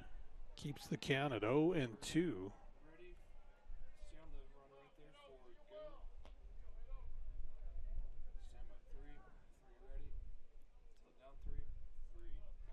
Wait for the umpire to get some more fresh baseballs. As with this wind, these foul balls are flying out of the park in different directions today. Johnson batting 9th in the lineup, 2 for 2 today. Now make it 3. Let's see if this is 3 for 3. Nope, he's hitting it over to Donovan in right field. Runner tags and will come home. That's where that pass ball thrown over to first base comes back and hurts Ellerton. So Johnson flies out to center for out number 1. We go to the top of the order. Nobody on the base pass now, though. Another run comes home, makes it 15-9 for Kingsville over the Buffaloes. So Shelby Becker comes up. Becker 0 for 3 today at the plate. Drives this one toward Adam Becker, but that's a foul ball for a strike. Shelby's average has dropped down to 273.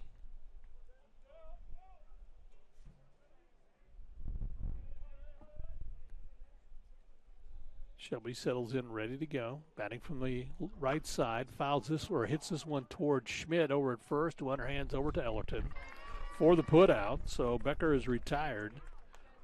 3-1 for out number 2. And that'll bring up Nick Wolf. Wolf's been on base all 3 times today. Got a board on an error in the first. Came around to score and bonus this home run.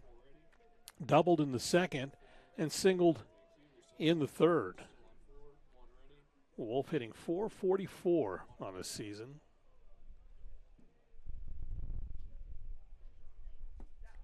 Looks at a ball down low.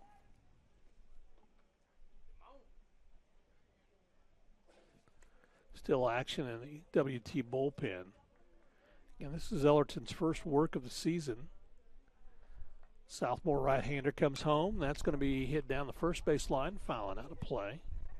It's one of those where Wolf kind of shrugs the shoulders and got out in front of that one. Wolf settles back in, ready to go, batting from the right side.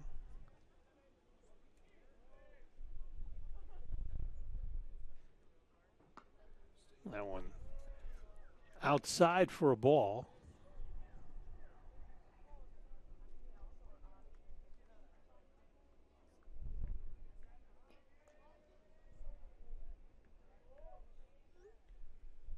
Wolf settles in, takes a cut, comes up empty. Nice pitch by Ellerton. So that evens the count at 2-2. Wolf, the 8th batter in the inning for the Javelinas.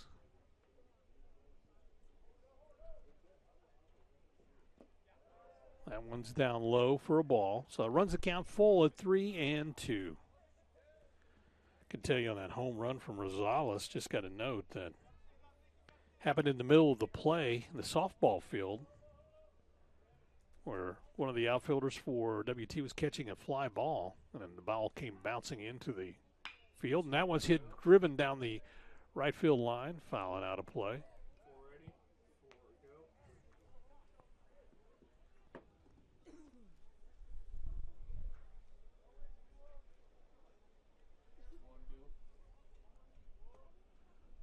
So Will Finning retrieves that one, and now we'll get set up defensively once again on this 3-2 pitch for Nick Wolf from Damon Ellerton. Outside corner misses for a ball, and so Ellerton has a walk, or I should say Wolf has a walk from Ellerton. Third walk given up by WT pitching.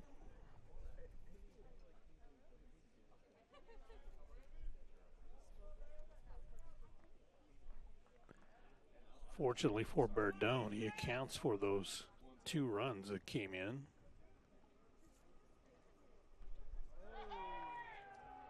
And that time, the next hitter is Ramsey Amador. Hasn't been on base all day till now. He got hit by a pitch.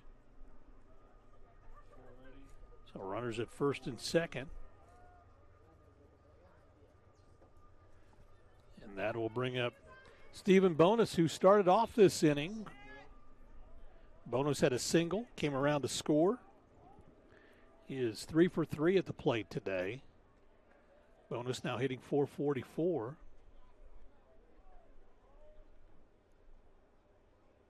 Runners at first and second. That's going to be low for a ball.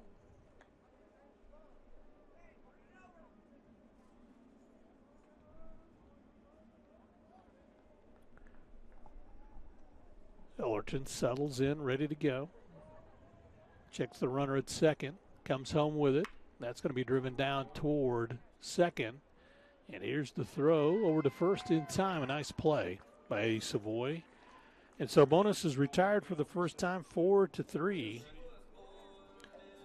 But not before Javelinas get 5 runs in the inning. They were able to get those 5 runs on 4 hits. There were no errors in the inning, 2 left on base. We have played 3.5. Javelinas lead this one 15-9. We're back after this on the Lone Star Conference Digital Network. For a onside kick, landed on my knee pretty hard and ended up fracturing my femur. I ended up having to go back and have surgery. Even the day after I had surgery, I was back in the clinic here. It's nice to have people help me rehab at a caliber of what I'm used to feeling like I can do. One thing that I really liked was having the access to the turf, because that's what I'm used to playing on. Now, I mean, it feels like nothing had ever happened. You have a choice of where you can go. This is one of the best places in Amarillo.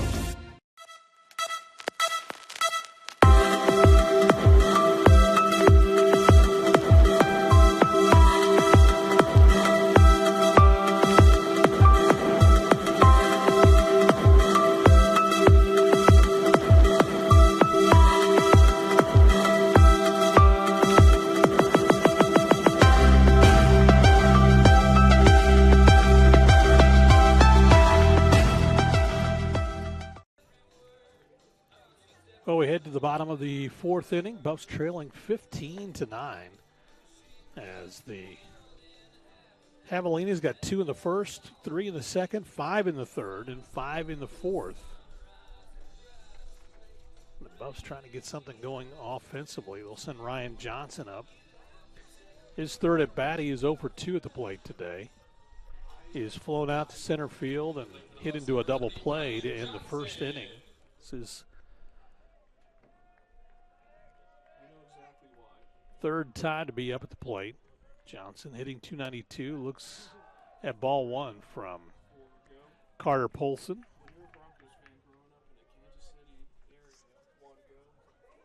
Polson, who has pitched 2 2/3 inning as a relief. This one's sent out to shallow center field, and that one, boy, struggling, but a nice play.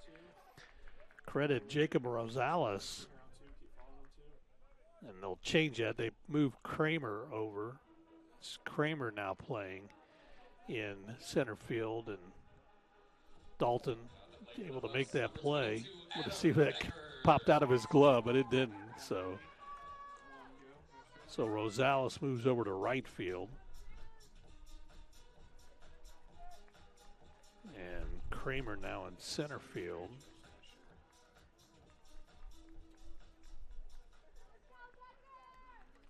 And that'll bring up Adam Becker. Becker looks at strike one, can't believe it.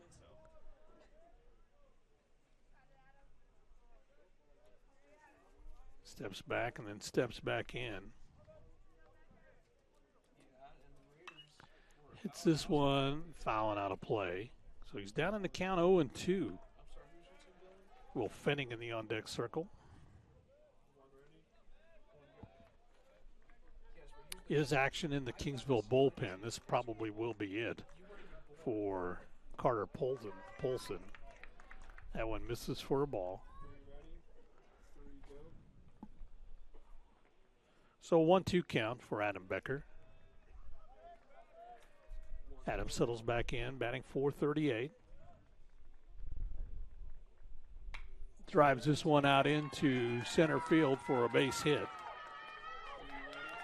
So Becker rounds first, heads to second, so he'll go in with a stand-up double. So with one out, Buffaloes have one aboard. And that'll bring up Will Fenning.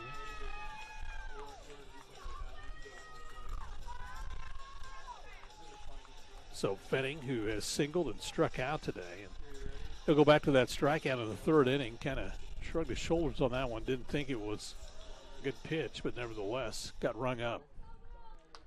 That's back in Polson was able to get 3 strikeouts of that, struck out the side in that second inning. Has 4 strikeouts in the ball game. This one is hit up in the air out in right field, giving chase. Back to pull that one in is Rosales. Becker tags up and will head down to third. So Fenning, first pitch swinging, flies out to right for out number 2. And that'll bring up Evan Leibel. Buffs trail 15-9. Bottom of the 4th inning.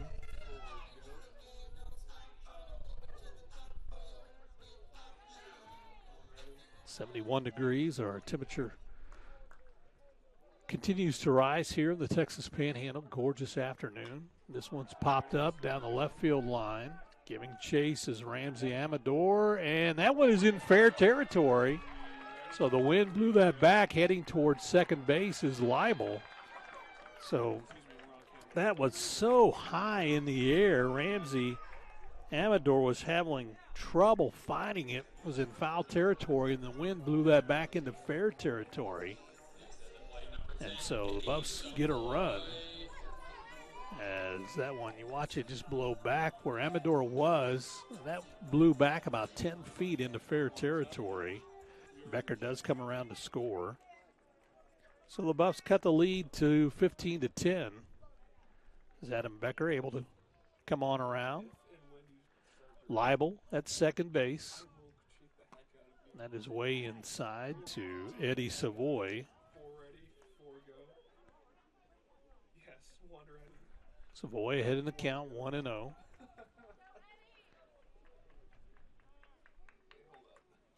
That's high for ball 2. Nothing but fastballs right now from Polson.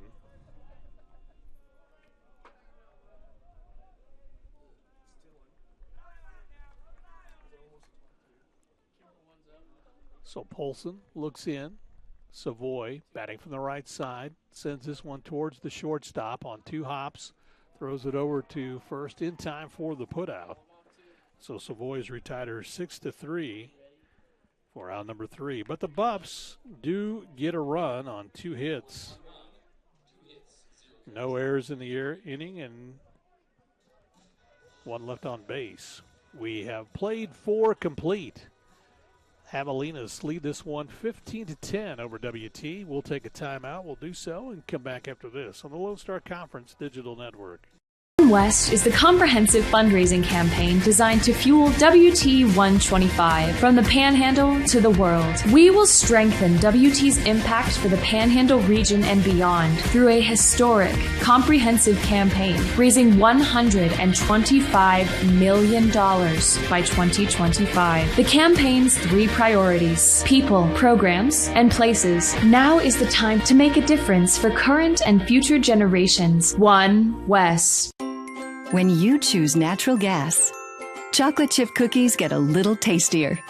Homes get a little cozier. Bank accounts tend to put on some weight. Towels get fluffier. Showers stay hotter for longer. And our blue planet gets a little greener. When it comes to choosing energy that's clean and efficient, nothing else could be more American. Atmos Energy, your natural gas company. Well, we go to the top of the 5th inning. For the Javelinas, they will send up Dalton Kramer, followed by Jacob Rosales and Ivan Durante. So they're 5, 6, and 7 batters in the lineup today. Again, it's been a good game for the Javelinas. 2 in the first, 3 in the second, 5 in the third, 5 in the fourth. Damon Ellerton still on in relief for the Buffs.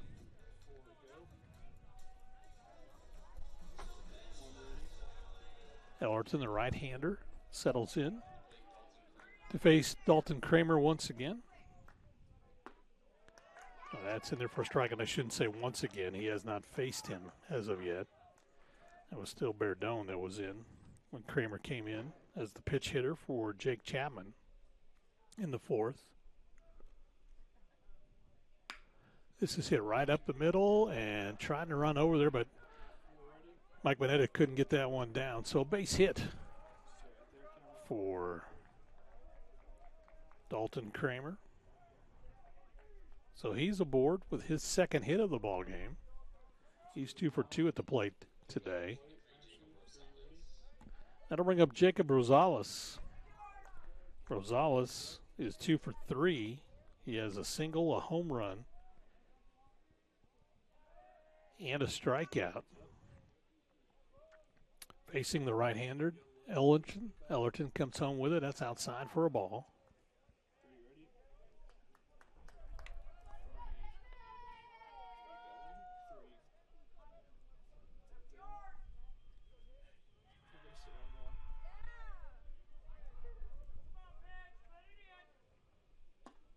Inside, misses for a ball.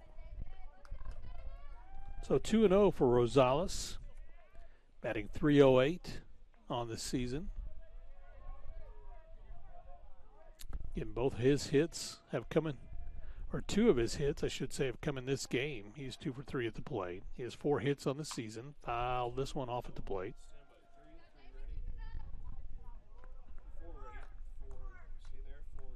Runs the count to 2 balls and a strike.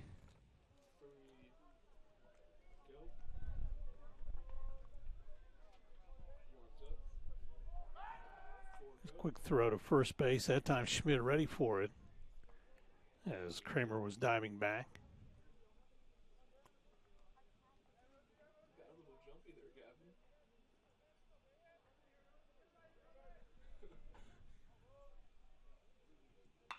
This is hit up in the air. And Donovan goes over, gives chase, and he pulls that one in for out number 1 as Rosales flies out to center field.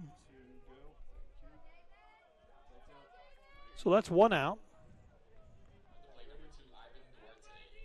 Here's up Ivan Durante, who is 2 for 3 at the plate today, or 2 for 2, I should say.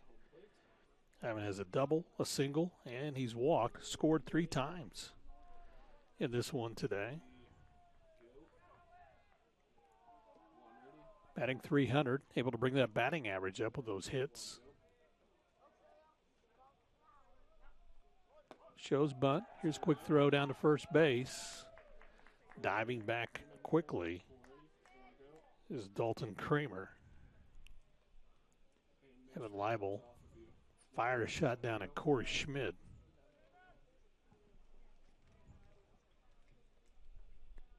Durante settles back in, batting from the right side. 1-0 count. That was kind of thrown sidearm that time. It evens the count at 1-1.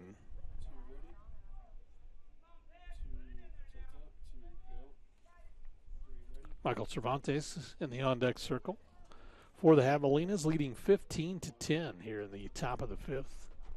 Offensive explosion for both teams. It's outside for a ball.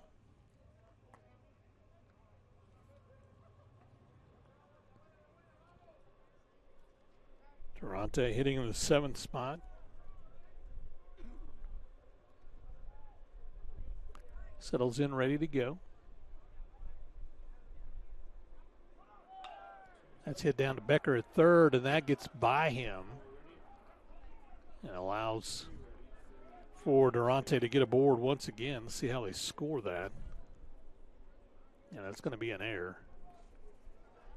So that'll be an E5. We'll watch on the replay here. This was one slid down the third base line, and Becker went to his knees trying to get that one.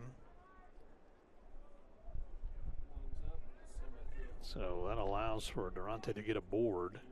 So runners at first and second with 1 out. Michael Cervantes settles in, ready to go. Ball misses down low. So 1-0 count for the second baseman for the Javelinas. Cervantes settles in, ready. Ellerton checks the runner at second, then comes home with a nice fastball.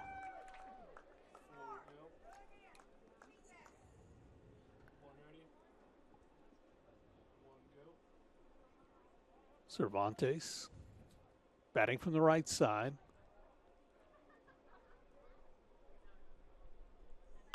That's driven over Becker's head for a base hit, and they will not advance the runners. So nice job getting that one back in from Ryan Johnson. So Cervantes has his second hit of the ball game. He's been on base 4 times.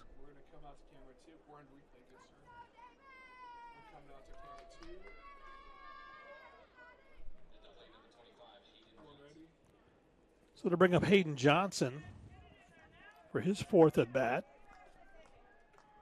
Johnson, who has a home run, a single, flew out to center field his last at bat. Bases are full. Javelinas. This is driven out to left field. That may be a grand slam home run, and that is, nope. Yep, that is the case. Hayden Johnson has his 2nd grand slam of the ball game. Had one in the 3rd. And now just pounds on for the Buffaloes as Hayden Johnson just got all of that pitch. You can hear the Javelinas enjoying as all 4 runs come home to push their lead to 19-10. And that's going to be all for Damon Ellerton. Johnson got a hold of that one and sent it flying. So Ellerton will be replaced. We'll go to the bullpen and we'll take a timeout and be back after this on the Lone Star Conference Digital Network. Delicious, refreshing, Pepsi.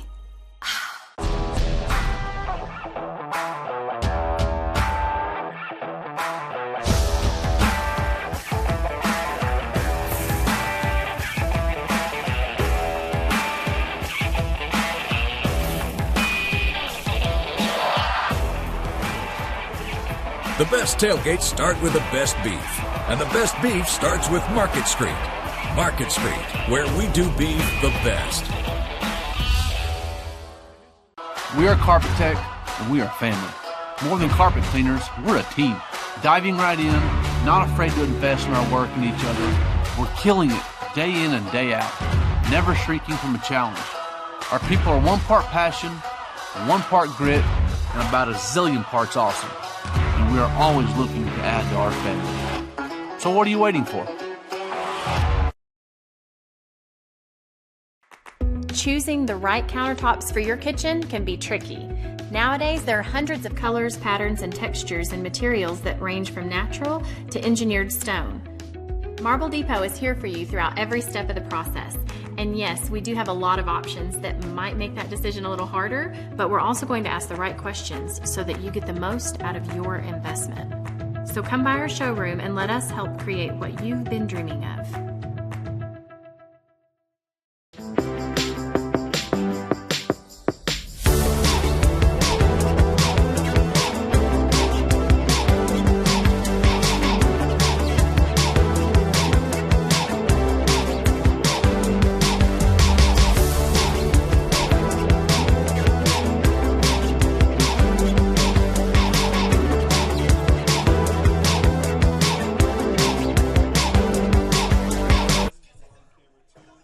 Well, we said it's a great day to be at the park and a great day to bringing the dog out to walk around at the park. Brady Putnick's the new pitcher for the Buffaloes. Putnick is 6'7", 210 pounds. Sophomores from Houston, Texas, played at St. Edwards. His first action of the season, coming into this one right now. And the left-hander's first pitch is in there for a strike to Shelby Becker. 19-10. Javelinas. 2 grand slams for Hayden Johnson, hitting in the 9th spot today. Becker takes a cut at the off-speed pitch and is down in the count 0-2.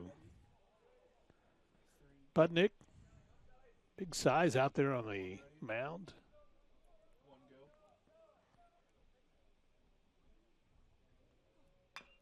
Breaking ball, hit to the shortstop, and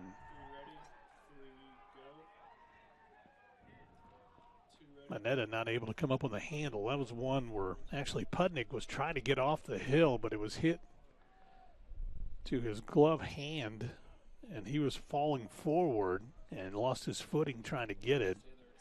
So Mike Manetta tried to barehand it and just couldn't come up with it.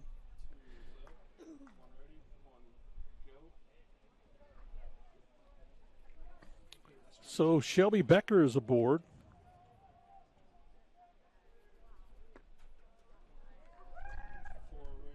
They're going to call that a hit just because of the way it. So he has his first hit of the day. Nick Wolf up to the plate. Wolf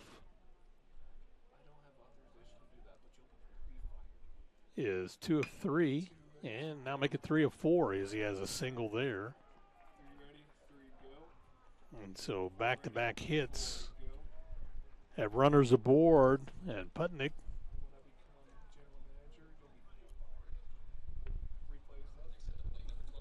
Ramsey Amador makes his way out. Got on when he was hit by a pitch his last at bat. This is his 5th at bat. All Becker, Wolf, and Amador have all been up 5 times today.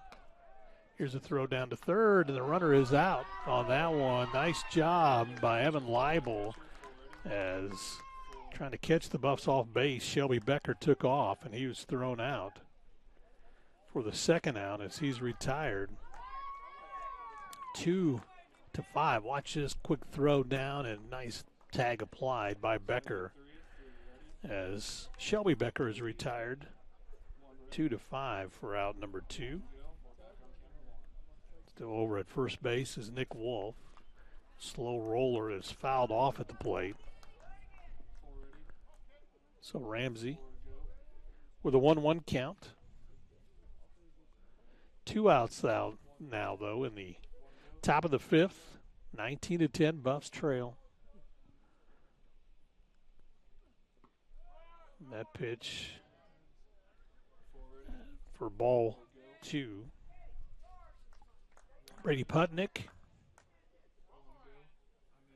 from Houston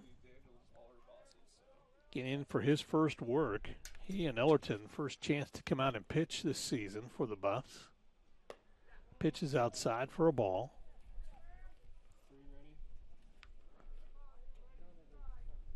So 3-1 is the count for Ramsey Amador. Amador settles in, ready to go. And swinging on that good fastball. Amador now with a full count, 3-2.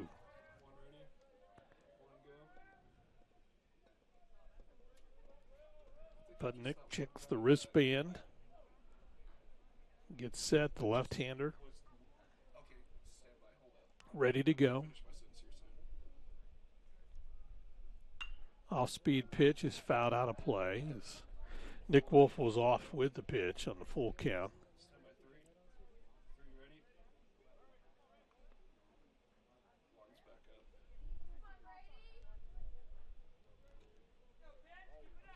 So Putnick, his 3-2 pitch.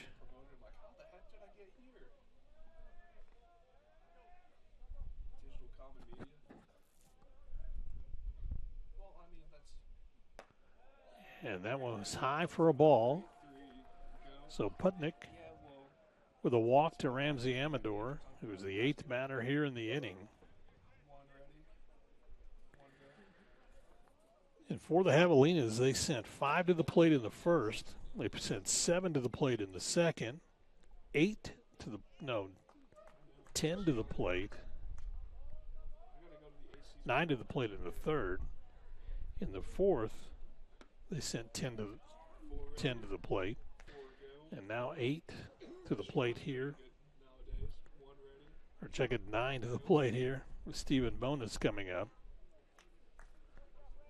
Bonus settles in, ready to go, batting from the left side. That pitch is high for a ball, evens the count at 1-1. Bonus batting .429.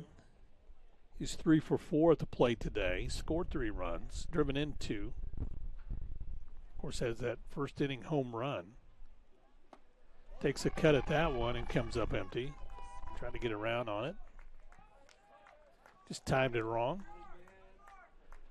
So a 1-2 count on the DH for the Javelinas. He'll settle in, ready to go.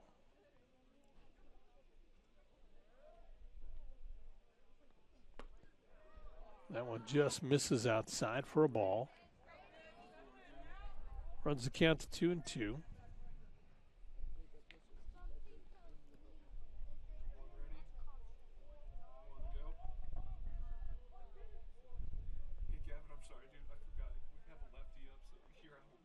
Bonus ready. Sends this one up the middle. That's going to be a base hit. 1 run will come home. And so Nick Wolf comes around to score. That now makes it 20-10 over the Buffaloes. Again, you see Bonus just sends that over the 6-7 pitcher's head and out into center field. So that'll bring up Dalton Kramer for his third at bat. Kramer's 2 for 2. Batting .500 now on the season. Kramer batting from the left side. Pitch is high and tight for a ball.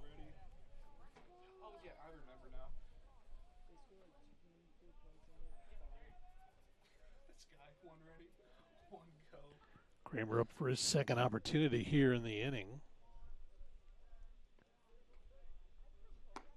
Pitches outside for ball 2.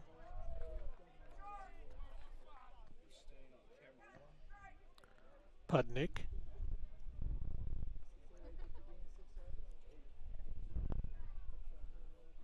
Settles in, ready to go.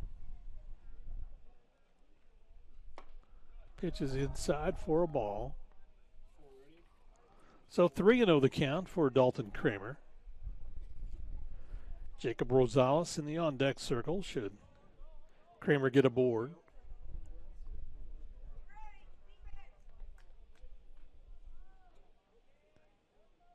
Five more have come across here in the inning for Eastern New Mexico, for Kingsville, excuse me, that's a strike. So a 3-ball, 1-strike count for Dalton Kramer.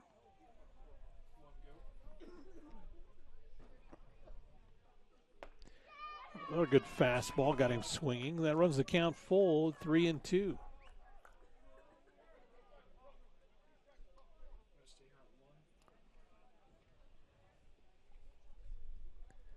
Tenth batter in the inning for the Javelinas.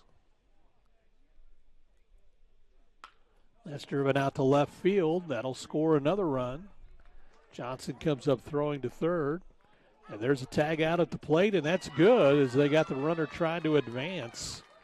So another run comes home for the Javelinas as Ramsey Amador comes home, but Stephen Bonus trying to stretch that into third base is thrown out. And so that is a 7-1 throw out. And that will end the fifth inning, not before the Javelinas, though, do get 6 runs on see 6 hits. No errors in the inning, no one left on base. We go to the bottom of the fifth. Buffs trailing 21-10. We'll take a timeout, be back after this. So the Lone Star Conference Digital Network. Energy is a glowing sphere of hot gas. It's an ocean of air. And at Excel Energy, we make it safe. It's why we train first responders. Help you identify where utility lines are buried. Sir, do not dig there. And it's why we study the flight paths of majestic golden eagles before we build a wind farm. Safer energy, people. It's all part of a carbon-free 2050. You, us, together.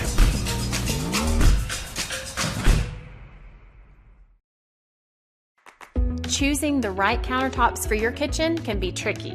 Nowadays, there are hundreds of colors, patterns, and textures and materials that range from natural to engineered stone. Marble. Well, Corey Schmidt will lead things off for the Buffaloes. We'll go back and retract that. As Corey swings the first pitch, that's hit down the right field line, and that one is foul. Had to wait on that. So for the Javelinas, they got 6 runs on 6 hits. There was 1 error in the inning and 1 left on base. So right now the Javelinas, 21 runs on 21 hits. They've left 5 on base. That pitch was high and outside for Corey Schmidt. Evens the count at 1-1.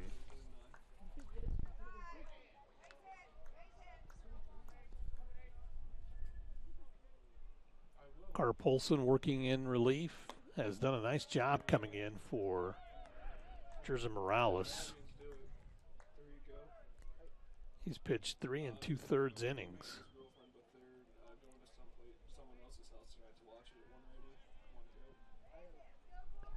Polson probably going to let him go. And that time it hits Corey Schmidt, so he'll head down to first base. That's the second hit batter for Polson in the ball game. And that'll bring up Mike Mineta, shortstop. Mineta hitting .438 will come up. He grounded out his last at bat, had a single in the first, and came around to score.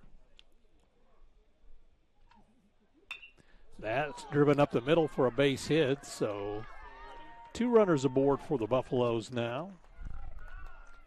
As Mineta, first pitch swinging. And that'll bring up Patrick Donovan.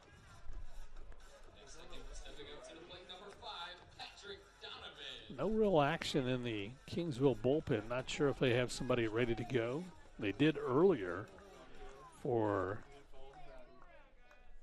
Carter Polson. Donovan, who has home run back in his last at bat and was hit by a pitch. He's batting .333.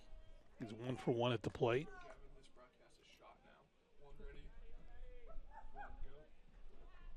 Donovan settles in, ready to go. Pops this one up back at us and out of play. That evens the count at 1-1 on the center fielder for the Buffaloes. Had some nice plays out in center too. With this wind today, makes things difficult. Get a couple Had a real nice circus catch once where he had to circle back and around underneath with the wind carrying it toward the right field fence. That's high for a ball. So 2-1 the count. Then we'll go to the top of the order, Cameron Loy. Runners at first and second. Donovan sends this one sky high into shallow center field. Coming, oh, that one drops, got lost in the sun. And so that's what happened to Adam Becker earlier. So Donovan gets aboard with a single. So runners at second and third. And that'll bring up Cameron Loy.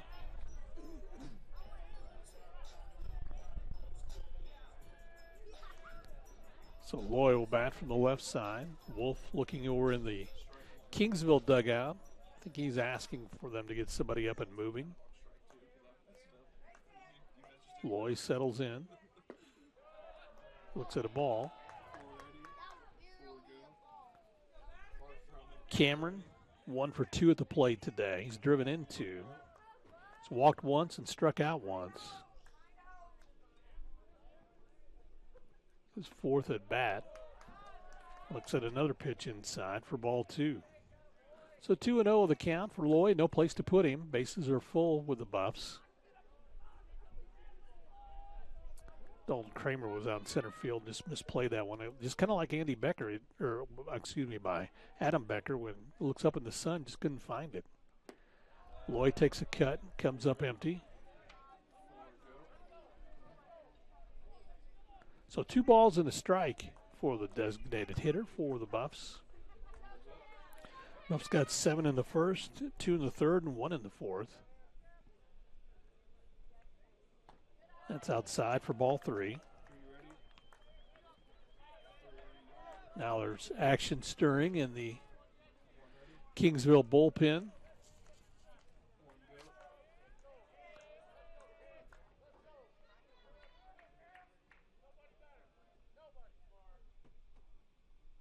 That's going to be high for ball 4, and that'll walk in a run as Loy will get the RBI. Corey Schmidt will come home. And that cuts the lead to 21-11 for the Javelinas. Johnson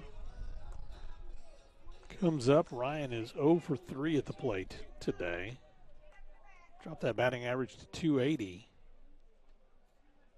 It's going to pitch on the outside corner for a strike.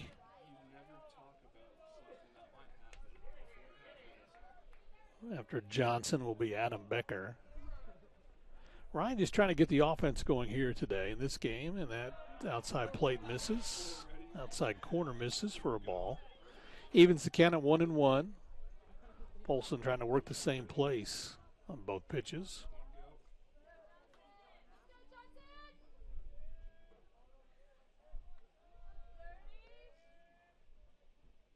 That's way outside. That is pass ball. That'll allow 1 run to come home. Everybody advances 1. So Mike Manetta comes home. That cuts into the Javelina lead now. They lead at 21-12.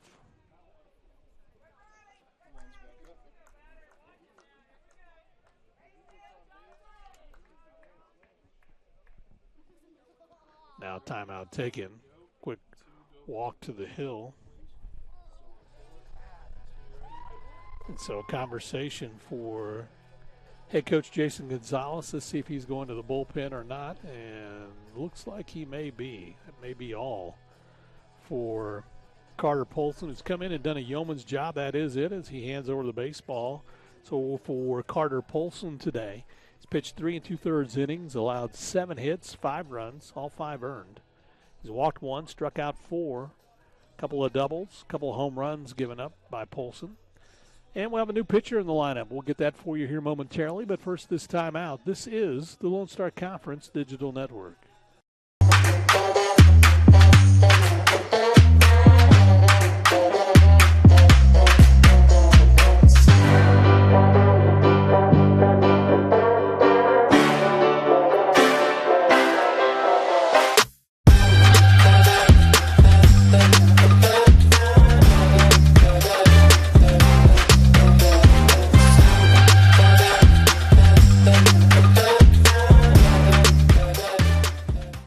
It's got the looks, the style, the performance. Your new car is everything you always dreamed of, and now it's here. First Financial Bank was happy to help put you behind the wheel with a new car loan at a competitive rate and fast, friendly, local approval. It's service that just comes naturally to us, much like a love of tradition comes naturally to you. First Financial Bank, you first. Member FDIC.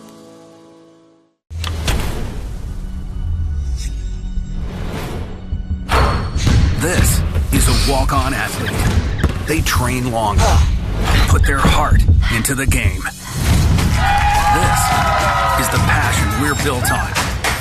It's why we put our heart into creating game day with a taste of Louisiana. Walk-ons, we live for this. Welcome to MediDrive Pharmacy. We greet you by name, and our pharmacists take the time to console you and answer all your questions. Our Health Mart Pharmacy specializes in serving our community with fast, friendly professional service and the highest quality of medicine and health products. We accept most insurance plans, including Medicaid and Medicare, and we offer free in-town delivery to your home or business. Come visit us for all your health care needs.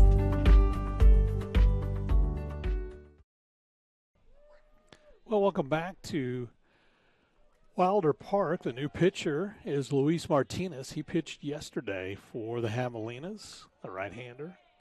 First pitch is to Ryan Johnson, who lets this one fly out to left field, and that's going to be grabbed for an out. And coming home to score for the Buffaloes will be Patrick Donovan.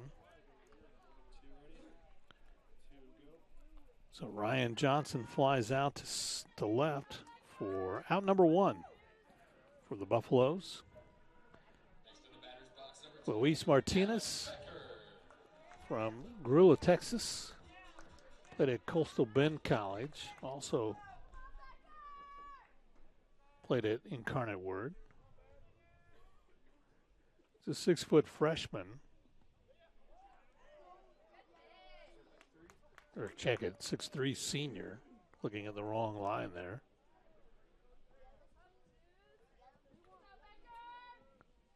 So facing Adam Becker with a 1-0 count.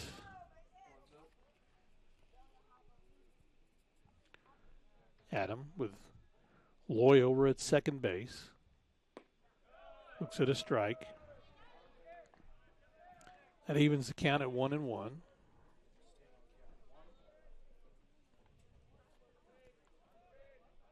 Becker sticks out and steps back in.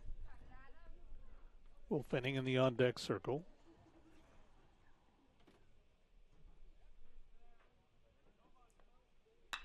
That's driven toward Ramsey over third. He comes up throwing and in time for the putout. And Loy stays at second base. So Becker is retired by his counterpart. 5-3 for out number 2. That'll bring up Will Fenning. Fenning, who is 1 for 3 at the plate today.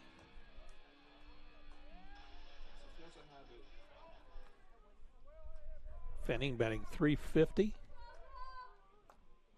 Batting from the right side. Had a single back in the first. Fouls that one off at the plate. So Fenning down in the count 0-1.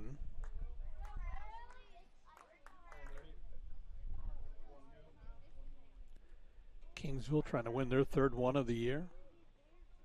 Leads this one 21-12. That pitch is inside to change it 21-13. I'm looking at the wrong line there.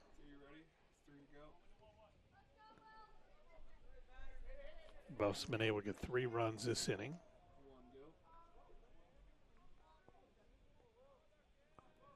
Fenning, ready to go. Drives this one out into right field, and Rosales circles underneath and pulls that one in. So fly out to right for out number 3. So Martinez comes in and does his job. He's able to get the outs. The Buffs do get 3 runs on 2 hits or no errors in the inning. and 1 left on base. We played 5 complete. 21-13 our score. We'll take a timeout. Be back after this on the Lone Star Conference Digital Network. Since 1933, the Panhandle Plains Historical Museum has housed the vast history of Panhandle Plains, given back to the community, and provided educational resources to those who live here. Located on the campus of West Texas A&M University, PPHM is free to all students, faculty, and staff at WT. We offer volunteer opportunities, internships, and hands-on research experience. From prehistoric times to pioneer travels, there's something for everyone at the largest history museum in Texas. Stop by and see us sometime. Oh, and don't forget, go Buffs!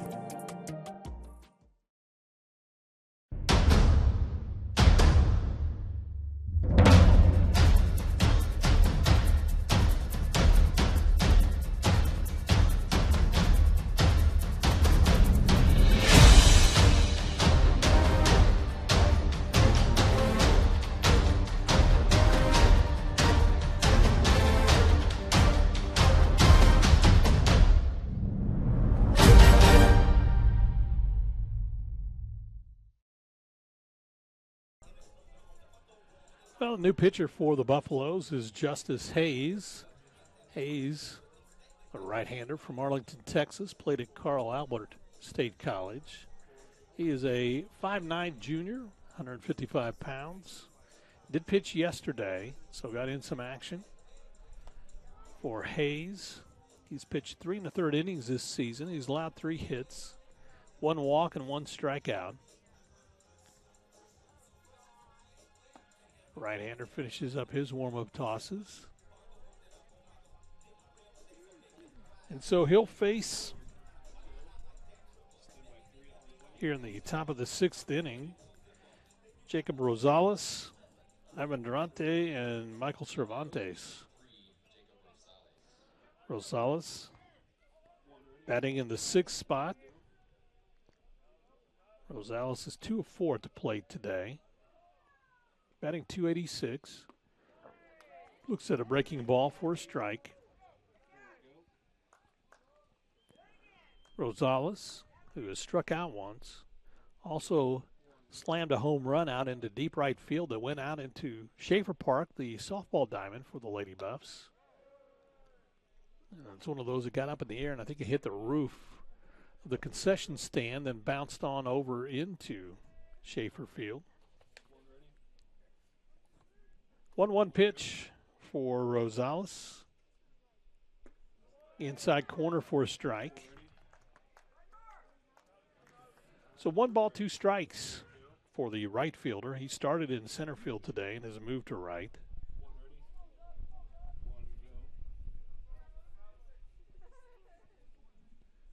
Good pitch, got him looking, strike 3. He was confused on that one, so nice job by Justice Hayes. Gets his first strikeout. So that's only the 5th strikeout. Watch this nice pitch. I think Rosales was looking for something else as that one just broke down. I mean, it looked like the bottom fell out of that pitch, and he thought it was eye level and then just came arcing down for a strikeout. First pitch inside corner, good for Ivan Durante. So an 0-1 count for the shortstop for the Javelinas.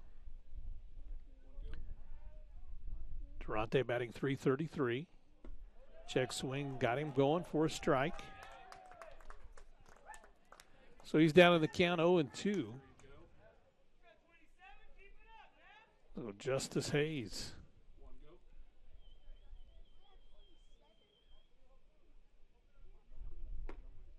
Throws that one just a little low for a ball. So 1 ball, 2 strikes. 1 out here in the top of the 6th. Durante settles in, ready. Just misses outside for a ball. Trying to get him to fish for that one. So that evens the count at 2-2. Javelinas have scored in every inning in this ball game today. That one's popped up down the right field line, fouling out of play. 2 in the first, 3 in the second, 5 in the third, 5 in the fourth, 6 in the fifth. 21-13 our score. Buffs got 7 in the first, 2 in the third, 1 in the fourth, and 3 in the fifth. That's driven down the left field line, fouling out of play. You can hear head coach Jason Gonzalez say, don't be in a hurry. Thought he was out in front of that one. He got all the way around, drove that foul. So the 1-2 or the 2-2 pitch on the way, fouled off at the plate. Still keeps it alive, 2-2.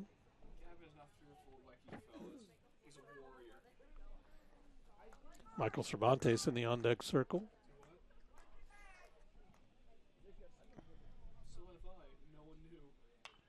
This popped up down the right field line, fouling out of play. Leibel gives chase, but that one goes back.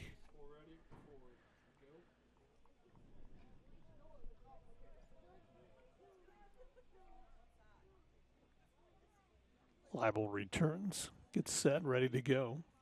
Justice Hayes, the fifth pitcher used by the Buffaloes here in this ball game today. That's driven out to center field. Patrick Donovan circles underneath and pulls that one in. So fly out to center for out number 2. That'll bring up Michael Cervantes.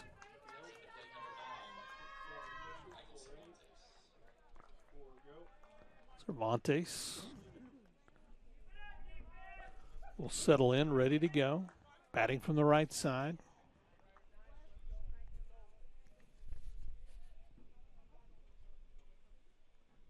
Pitch is low for a ball.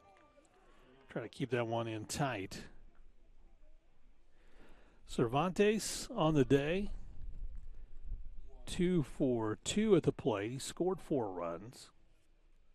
Walked once, has a double. There's a strike. He's also hit by a pitch and walked. Has his batting average at .235.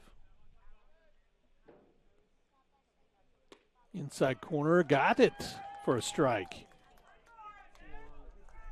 So Cervantes down in the count 1-2 as Justice Hayes settling in here.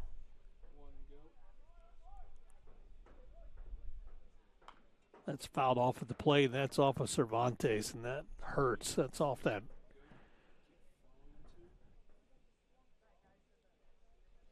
They're going to give him time to walk that one off. That's off that lead leg. Watch here on the replay. He fouls this one off. Boo, straight down. Actually, not off the lead leg. It was off of his back leg. So it doesn't have the brace on. You can see a little brace on his left ankle, and that was off his right leg. Walk it off, come back in. They get on the bus to go home. They're going to ice that down for him. Cervantes, 1-2 pitch, misses low for ball 2. So 2-2 the count for the second baseman for Javelinas, leading this one 21-13. Top of the 6th inning. And swinging, Cervantes is out on strikes, 2 strikeouts for Justice Hayes in the inning. That's the first 1-2-3 inning of the ball game for the Buff defense. No runs, no hits, no errors, nobody on base. We have played 5.5, and the Buffs trail 21-13. We'll take a timeout and be back after this on the Lone Star Conference Digital Network. Welcome to Shimon Dental Group, where every day we're excited to see our patients and treat them like family. We are dedicated to providing you with the highest quality care in a friendly and comfortable environment. Shimon Dental Group's patient-focused philosophy puts your needs front and center. We are constantly investing in leading-edge technology. Innovations that speed the treatment process and improve aesthetics. We're expanding the breadth of our cosmetic and restorative services through training to provide the best possible outcomes. Just with the level of commitment that they show to taking care of my family and I, it's absolutely unmatched in this town. So I've been very happy with them. Brightening smiles for more than 3 decades.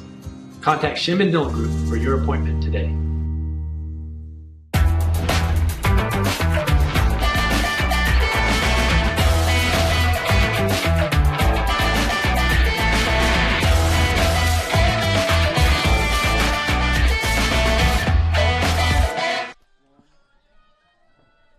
Well, there's somebody having some fun here at the ballpark. You can't argue with that. When a beautiful, gorgeous afternoon, 72 degrees, wind coming out of the west at about 13 to 15. Fun place to be here in Canyon at Wilder Park. And leading it off for the Buffaloes, Evan Leibel. Leibel looks at strike one. Buffs trail 21-13. This has been a hitter's ball game today. 21 hits for Javelinas, 13 hits for the Buffs. 21 runs for the Javelinas, 13 for the Buffs. That's driven down the first base line. That's fair. Nice stop by Becker. Shelby Becker dives at the bag. And so he's able to get Evan Leibel on a nice play as it's 3 unassisted for out number 1. That's just a beautiful play. Watch this on the replay. Just a sharp shot by Leibel down the first base line. Becker able to glove it, and then it's a race to the bag, and he dives for it. And so able to make the play. Nice play by the junior. Brings up Eddie Savoy. Eddie 1 for 3 at the plate today. Looks at strike one. Savoy batting .273.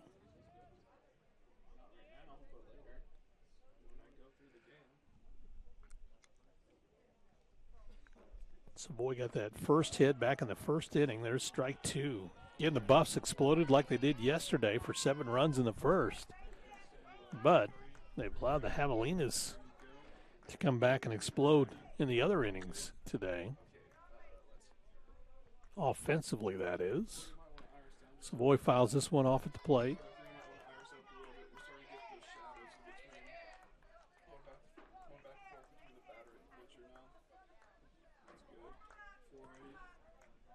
So an 0-2 count for Savoy. Settles in, ready to go. Bottom of the 6th inning. Savoy sends this toward the shortstop. Durante comes up firing over to first in time for the putout. Savoy's retired 6-3 for round number 2. That'll bring up Corey Schmidt. Schmidt, who was hit by a pitch, his last at bat came around to score, has a home run and a single. Schmidt, 2 for 2 at the plate today, scored 3 runs. He's driven in 3 runs. Has that home run back in the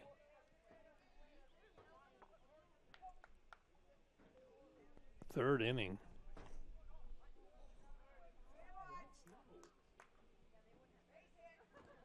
This is a solo shot. Settles in, ready to go. Takes a swing, an off-speed pitch. Fooled, he was out in front of it. So that evens the count at 1-1 for Corey Schmidt.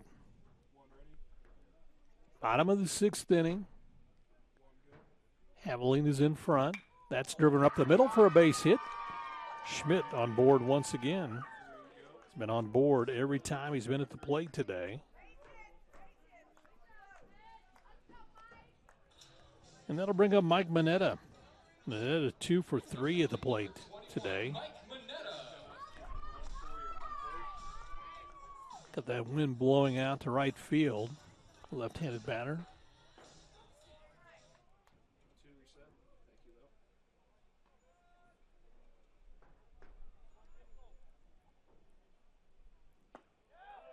That looks at ball 1. Mike batting .471. Said 2 for 3 today. Scored 2 runs. Has driven in a run. Looks at a strike there. Knew it as he stepped out.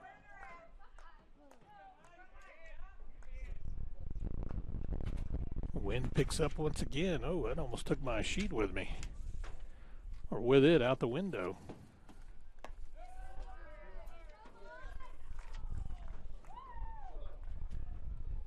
The wind blowing.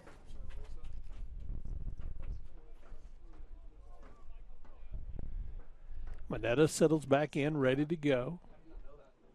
2-2 pitch, swung on. 2-1 pitch, excuse me, swung on. Now it's 2-2. Good off-speed pitch from Luis Martinez. Third pitcher used by the Javelinas. Matt Vandenberg said they needed to get into the bullpen. That's a great off-speed pitch. Martinez was already walking to the dugout as he registers the strikeout for out number 3. No runs on one hit. And you watch this pitch right here, and he's already walking to the dugout. So no runs on one hit. No errors in the inning, 1 left on base. We have played 6 complete, 21-13 in favor of the Javelinas. We'll take a timeout and be back right here on the Lone Star Conference Digital Network. Since 1933, the Panhandle Plains Historical Museum has housed the vast history of Panhandle Plains, given back to the community, and provided educational resources to those who live here. Located on the campus of West Texas A&M University, PPHM is free to all students, faculty, and staff at WT. We offer volunteer opportunities, internships, and hands-on research experience. From prehistoric times to pioneer travels, there's something for everyone at the largest history museum in Texas. Stop by and see us sometime. Oh, and don't forget, go Buffs!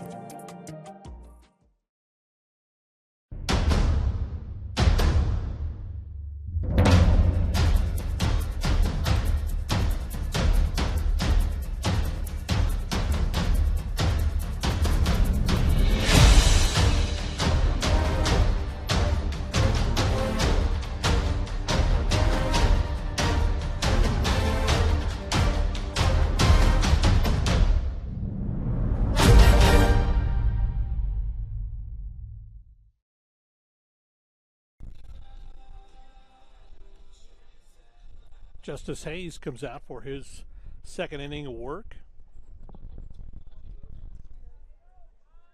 The junior from Arlington. His first pitch swung on by Hayden Johnson, driven down the left field line, fouling out of play. Hayden Johnson's had a great day at the plate. He is 3 for 3. He's driven in 9 runs today. He's had 2 grand slams. Batting .500 and drives us out to right field for another base hit.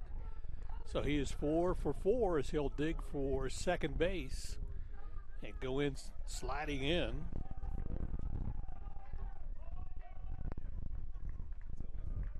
So Hayden Johnson with 2 home runs, a single and a double. He's going to enjoy the bus ride home today, knowing he's had a great day at the plate. Go to the top of the order, Shelby Becker. Becker batting .286. 1 for 4 at the plate today. He's driven in a run. That slow roller hit to Adam Becker. Well, they're calling that foul.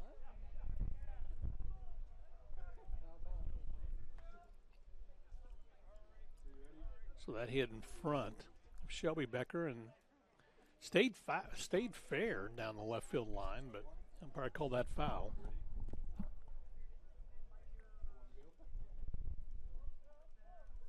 So Becker settles back in, ready to go. That's driven down the third baseline, foul. So now he's down in the count. 0-2.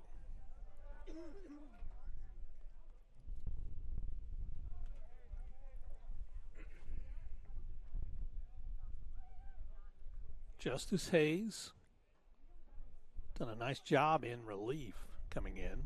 5th pitcher used by the Buffaloes today. Off-speed pitch is it for a base hit, so Becker aboard, and that will hold Hayden Johnson at third. So Becker has his second hit of the ball game. That'll bring up Nick Wolf. You watch here, just a nice shot down the third base line.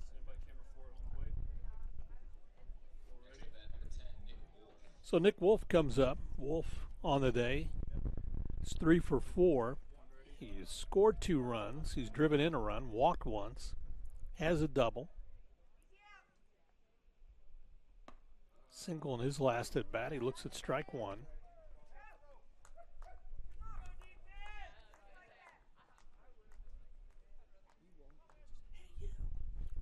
Wolf batting from the left side. Batting .464 on the season. Yeah, he's had a good series here in Canyon. Takes a cut, comes up empty. Good off-speed pitch. Had Wolf fooled on that one. His slugging percentage is .964. With runners in scoring position like he has right now, he's hitting .571. Hayes trying to bear down. That's going to be low for a ball. Runs the count to 1-2. Again, gorgeous afternoon here at Wilder Park, 70 degrees. Again, as mentioned, we had snow on Thursday, cold weather Friday, warmed up yesterday, and even warmer today. Off-speed pitch got Wolf swinging, and that he is retired for out number 1. And that'll bring up Ramsey Amador. Amador has struck out twice today, been hit by a pitch and has walked. 0 for 3 at the plate. Amador looks at a pitch on the outside corner for a strike.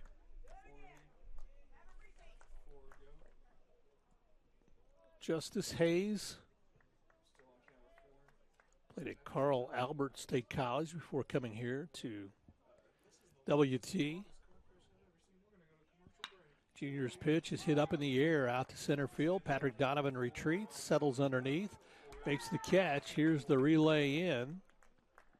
And the run will come across as Hayden Johnson was on third base, so he comes home to score once again. He has scored 4 of 5 times today. So Amador out number 2, and that'll bring up Stephen Bonus.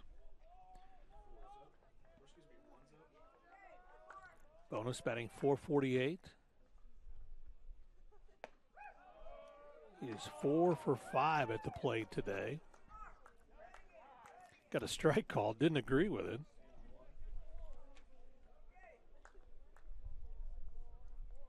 Bonus settles in. Fouls this one off at the plate. That runs the count to 0-2.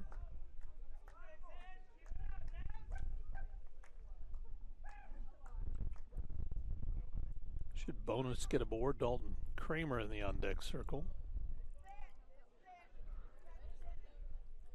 22-13. That one's off-speed pitch is fouled out of play.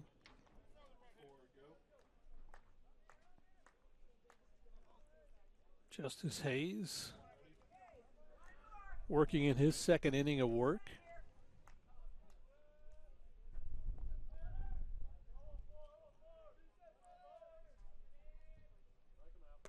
And that's going to be high for a ball.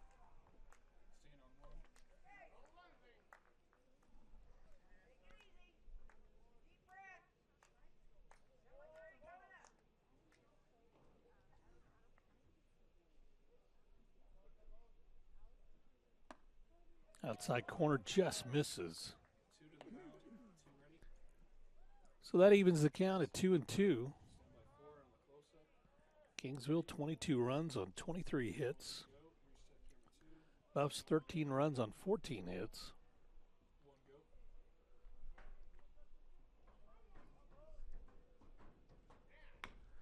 Slow roller over Corey Schmidt's head as that just hit and bounced out into left field. They're going to hold the runner up. So a stand-up double for Stephen Bonus. Again, he's going to enjoy the bus ride home as well. Watch on the replay here. Just golfs that one, then a high chop over Corey Schmidt's head. Sends Shelby Becker to third base. Bonus at second with 2 outs. And now we're going to the bullpen once again. So that'll be all for Justice Hayes. Justice goes 1 2/3 innings. Allows 1 run on 3 hits. It's earned. He struck out 3. That double, that bonus hit. So we'll wait to see who the new pitcher is for the Buffaloes. We'll take a timeout. We'll do so and come back after this on the Lone Star Conference Digital Network.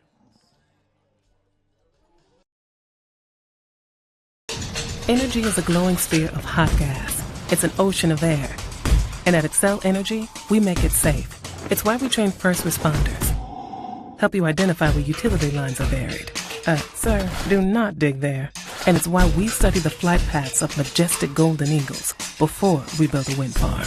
Safer energy, people. It's all part of a carbon-free 2050. You, us, together.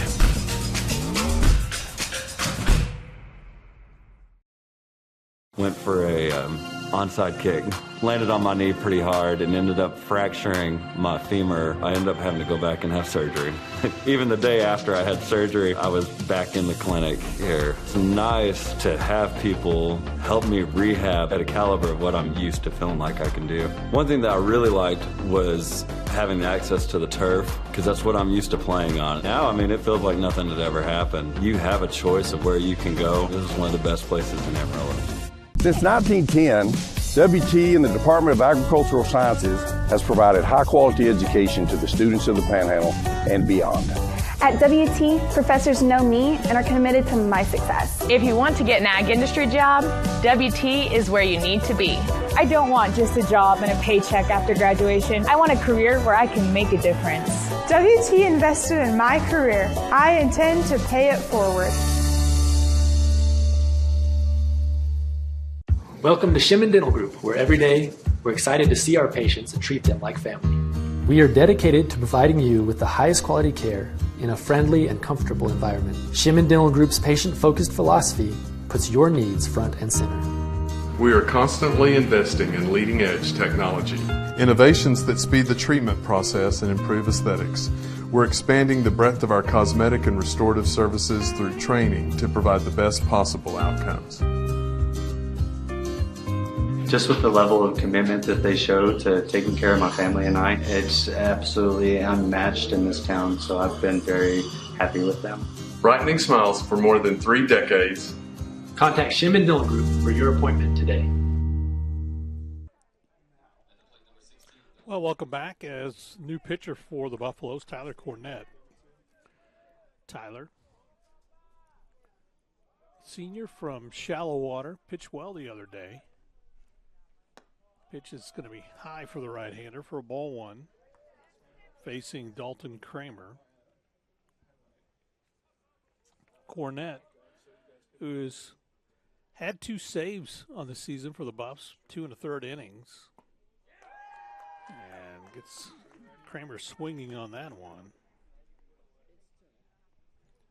So that evens the count at 1-1. 2 outs here in the top of the 7th.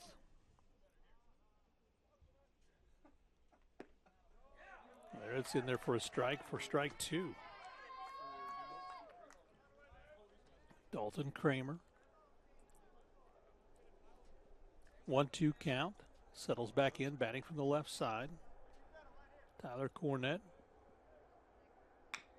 This one's hit down towards Corey Schmidt at first. Throws over in time. No, they say he's safe.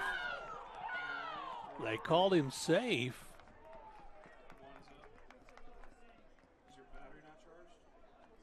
Waiting to see if the Buffs coaching staff are going to come out and challenge that one.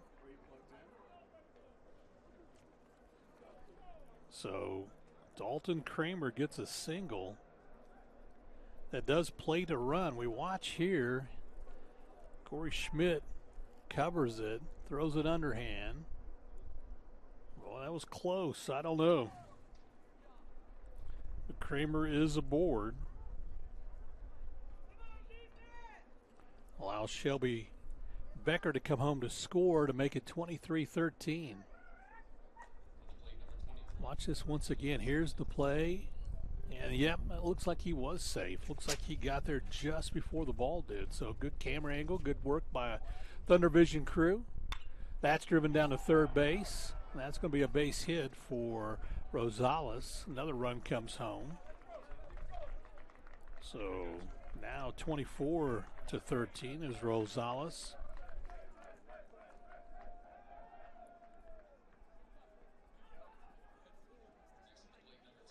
Again, just a tough day for Buff pitching all the way around.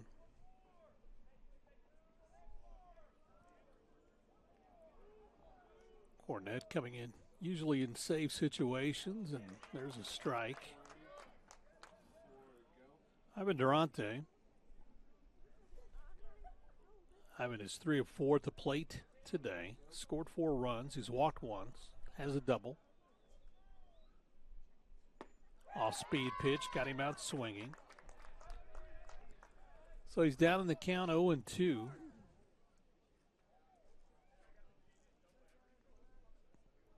(24-13) here in the top of the 7th.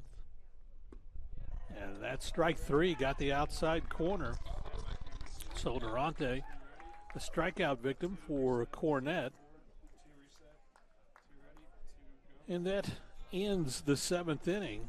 But 3 runs come in for the Javelinas on 5 hits. There were no errors in the inning. And there was 2 left on base. We have played 6.5, 24-13. Javelinas have the lead. The Buffs coming up to the plate. We'll take a timeout. We'll do so and come back on the Lone Star Conference Digital Network. WT student athletes drink low-fat chocolate milk post-workout because it helps replenish and restore muscles quickly to their peak potential. Scientific studies suggest that the immediate benefits of low-fat chocolate milk include boosted performance, improved training, and higher recovery rates in athletes. Add low-fat chocolate milk to your post-workout routine.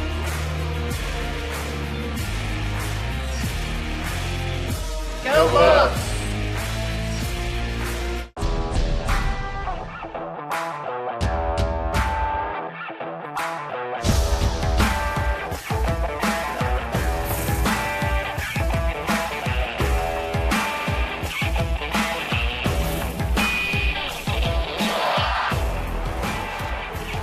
The best tailgates start with the best beef, and the best beef starts with Market Street. Market Street, where we do beef the best.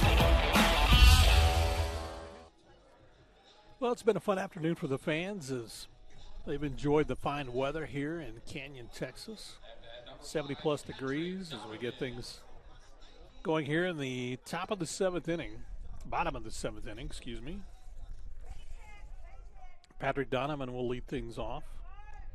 Buffs trailing 24-13. Donovan first sends it right up the middle to Martinez, who gloves it, underhands over to first base, and Donovan is out 1-3 for out number 1. Now we'll go to the top of the order. Cameron Loy will make his way up. Loy. He's 1 for 2 today. He's had 2 walks. He's driven in 3. Settles in, ready to go. Pitches outside for a ball.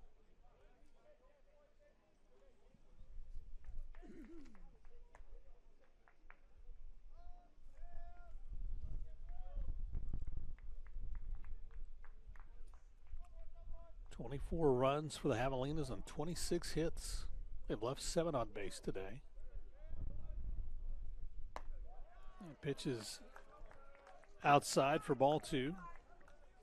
Buffs 13 runs on 14 hits. Committed 2 errors. They've left 4 on base today.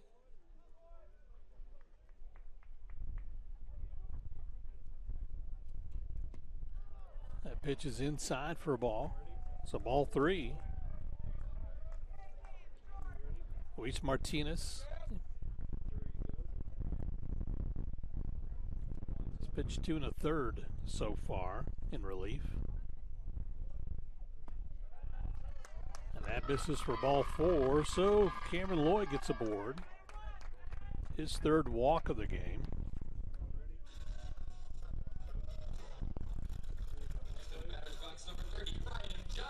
So that'll bring Ryan Johnson up. Johnson 0 for 3 at the plate today. Pitch is high.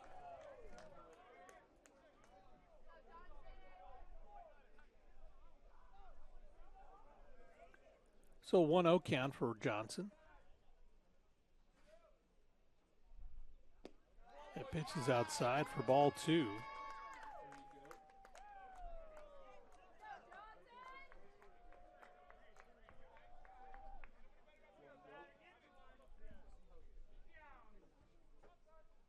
Ryan. Outside corner for a strike. So 2 balls and a strike for the left fielder for the Buffs. Johnson from Albuquerque settles in ready. Drives this one out to right field, and that's going to fall for a base hit. So Ryan Johnson's going to get aboard. So runners at first and second for Adam Becker. At bat number 22, Adam Becker.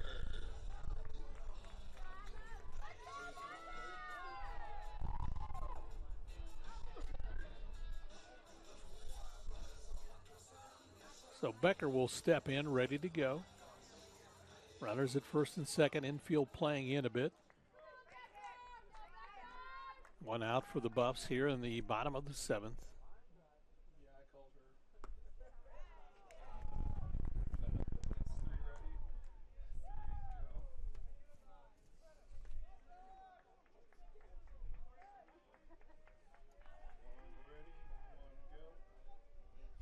Becker settles back in. 1-0 count.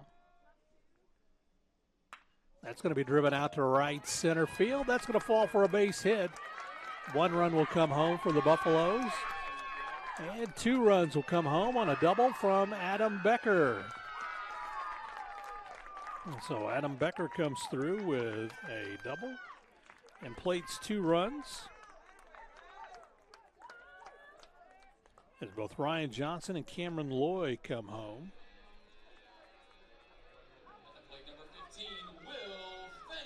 And that'll bring up Will Fenning.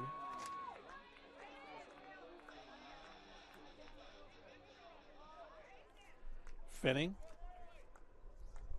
1 for 4 at the plate today. Pops this one up down the right field line, giving chase. That one is out of here. And that's a 2-run home run for Will Fenning. As we got that one down the right field line. The Buffs tack on 2 more. They've scored 4 in this inning. His action in the Kingsville bullpen. And that cuts the lead to 24-17. Buffs 17 runs on 17 hits. That'll bring up Evan Leibel. Leibel's 2 for 4 today at the plate. And he sends this one skyward, but it's not quite as deep. Coming in, Rosales trying to find it and able to put a glove on it. And so Rosales will catch that on a fly out to right field for out number 2. That'll bring up Eddie Savoy.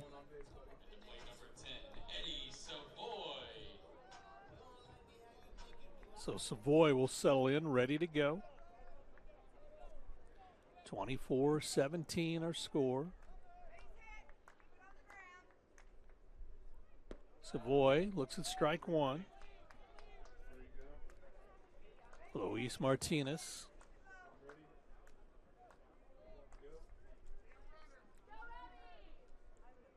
It's pitched 2 2/3 innings in relief.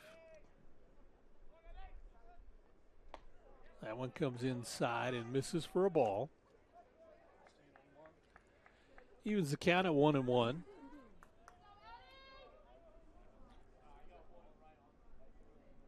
Savoy And that one is way behind him.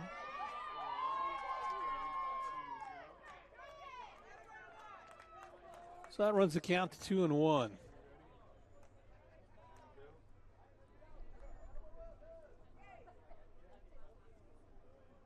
Savoy settles in, batting from the right side. That's got the outside corner for a strike. He's upset. He knew he should have pulled the trigger on that one. So 2 balls and 2 strikes for the second baseman for the Buffs.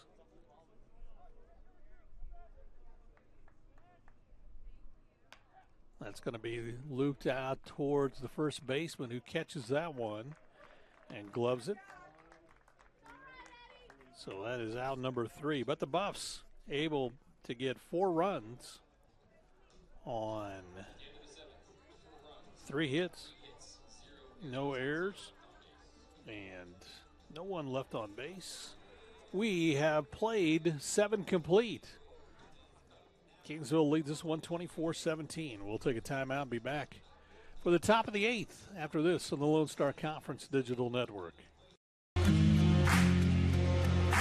WT student athletes drink low-fat chocolate milk post-workout because it helps replenish and restore muscles quickly to their peak potential. Scientific studies suggest that the immediate benefits of low-fat chocolate milk include boosted performance, improved training, and higher recovery rates in athletes. Add low-fat chocolate milk to your post-workout routine.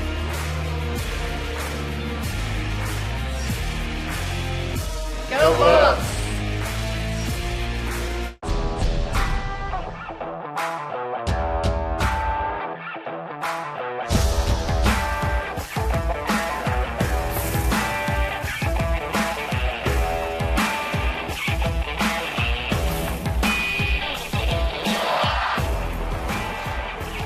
The best tailgates start with the best beef, and the best beef starts with Market Street. Market Street, where we do beef the best.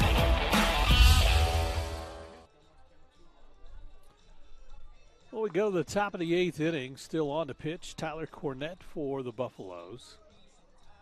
And it'll be 8-9-1 batting for the Javelinas, with Michael Cervantes to lead things off, followed by Hayden Johnson and Shelby Becker. The Buffs have only been able to get the Javelinas in a 1-2-3 inning back in the 6th. Other than that, they've scored in every inning today. 2 in the first, 3 in the second, 5 in the third, 5 in the fourth, 6 in the fifth, and 3 in the 7th. They lead 24-17. Cornett's first pitch swung on, hit to Becker. On one hop, Becker over to first in time, so Cervantes is retired. 5-3 for out number 1. That'll bring up Hayden Johnson. And that may be it for Tyler Cornett. We'll see. They like him in the closer role. Well, we're going to have a conversation with him. And it may be about Hayden Johnson, who Hayden has a single, a double, and 2 home runs. And that may be more what it is. It's Cornett's staying out there. It's a conversation on how to pitch to Hayden Johnson. Johnson hitting .571. This is his 8th at bat. He has 4 hits, driven in 4 runs. He's scored 4 runs. He's driven in 9 runs. Struck out twice. Got a double. And, of course, 2 home runs. Both of those here in this game today. So that was the conversation from Coach Hall, how to pitch. And there's a golf swing for strike 1. And that's what the conversation was. How do we pitch to Hayden Johnson, who has gone from no batting average to .571 in just 1 game? 4 for 4 at the plate. Good pitch inside for a strike, outside corner for a strike.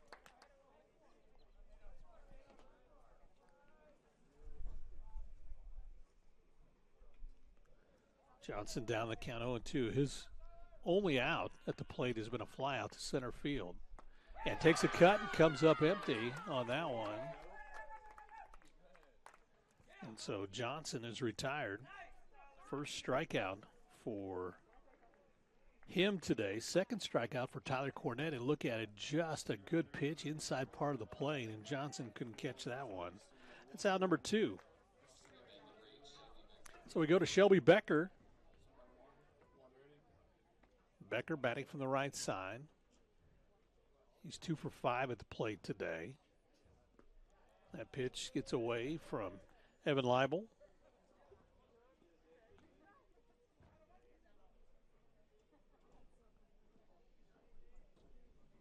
So 1-0 count on Becker.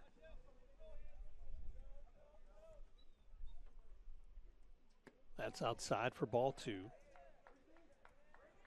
The one thing about Tyler Cornett, he's pitched 3 1/3 innings on the season. He's pitched a full inning here, and he's usually in a saves role. That's going to be fouled out of play.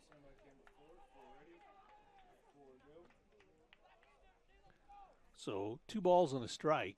I say that just from the standpoint, coming in, throwing hard, not a lot of stamina for going long distance. And that's drilled out to left field, and Ryan Johnson with a nice catch. Wow, what a play by Ryan Johnson. He slides down to pull that one in and take a single away from Shelby Becker as he flies out for out number 3. A 1-2-3 inning for the Buffs, their second of the ball game. No runs, no hits, no errors, and nobody on base. We'll take a timeout. We'll do so and come back after this on the Lone Star Conference Digital Network. 90 years, the Lone Star Conference has been committed to excellence. What began in 1931 as a 5-team conference has grown to 18 institutions spanning 4 states. And while membership has changed, the pursuit of athletic success and academic excellence has never wavered. 119 national championships, over 2,000 All-Americans, and nearly 300 academic All-Americans. Celebrating 90 years of success, this is the Lone Star Conference.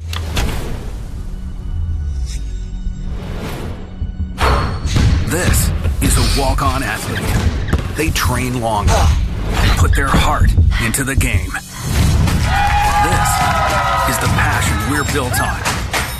It's why we put our heart into creating game day with a taste of Louisiana. Walk-ons. We live for this. Well, welcome back. The Hamelinas with the lead 24-17. But watch this play by Ryan Johnson to force that last out as he circles around and goes down to pull that one in for the third out. Just a nice play by Johnson out in left field. New pitcher for the Hamelinas, Cole Payne, in for relief. He's the 4th pitcher used by the Hamelinas today. Payne, who comes in with a 1-0 record on the season, got that win on Friday night. He's pitched in 5 1/3 innings. Allowed 3 hits, 2 runs, 2 earned runs, walked 1 and struck out 4.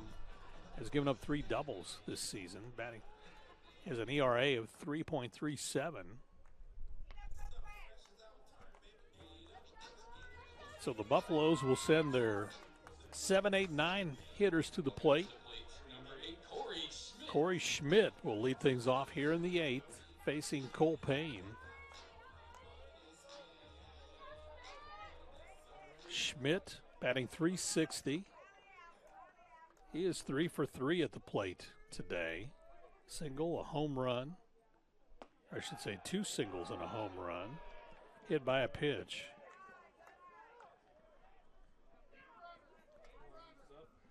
Corey looks at ball 1. Fouls this one off at the plate. That evens the count at 1-1.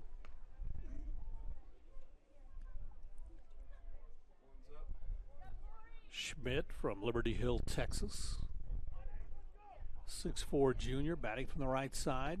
Good pitch inside for a ball.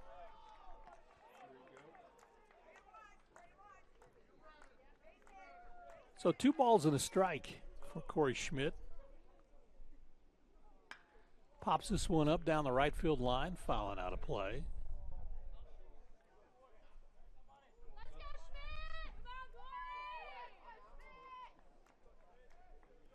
So 2-2 the count on the Buffs first baseman. Schmidt settles in, ready to go, batting from the right side, facing Cole Payne, the right-hander.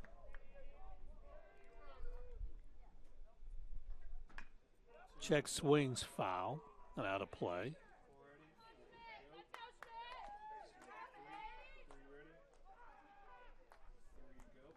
Buffs trail 24-17.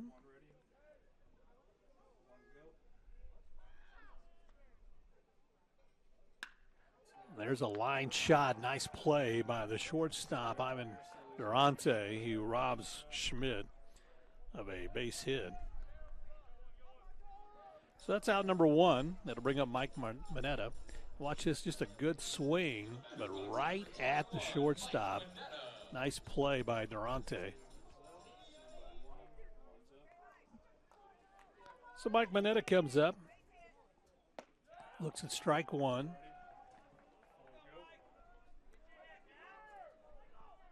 Manetta 2 for 4 today. Driven in a run. Struck out once. Fouls this one off at the plate. He's down in the count 0-2.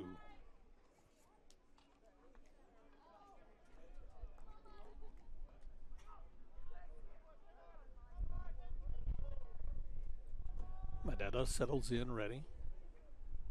Pitches outside for a ball.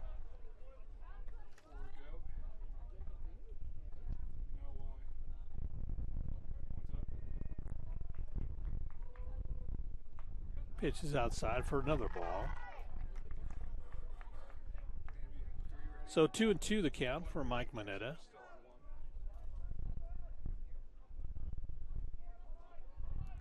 Mike settles in, the shortstop ready to go. Sends this one foul and down the left field line and out of play.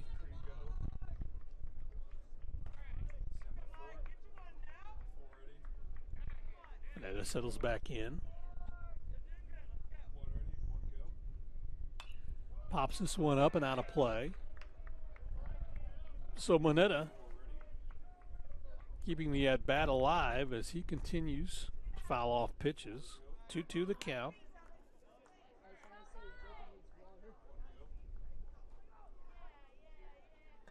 That's outside for a ball. So Mike Manetta fights to get the count back full, 3-2. Patrick Donovan in the on-deck circle. And Manetta takes a cut, upset with himself. Just undercut that one, and that's out number 2. Got a good look, but just couldn't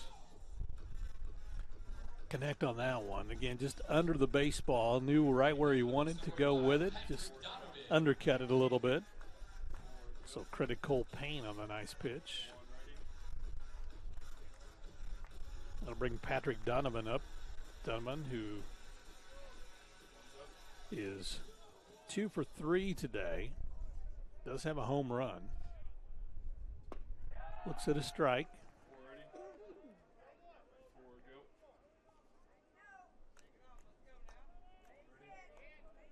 Patrick hitting .364. Batting from the left side, sends this one out into left field. That's going to be a base hit. So Donovan gets aboard. It's kind of poetic justice because his last at-bat was right at the pitcher, Luis Martinez. Watch this one, just kind of a little loop over the third baseman's head. And so that kind of makes up for that shot that he hit to Luis Martinez. Martinez was able to glove. Had he not got his glove down on it, it would have been out in center field. So that brings up Cameron Loy. Loy, 1 for 2 at the plate. Looks at a ball low. He's walked 3 times today. Struck out once and has a single. He's also driven in 3 runs. Loy batting from the left side. Looks at a strike.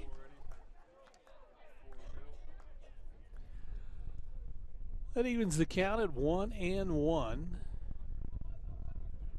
Loy settles back in, ready.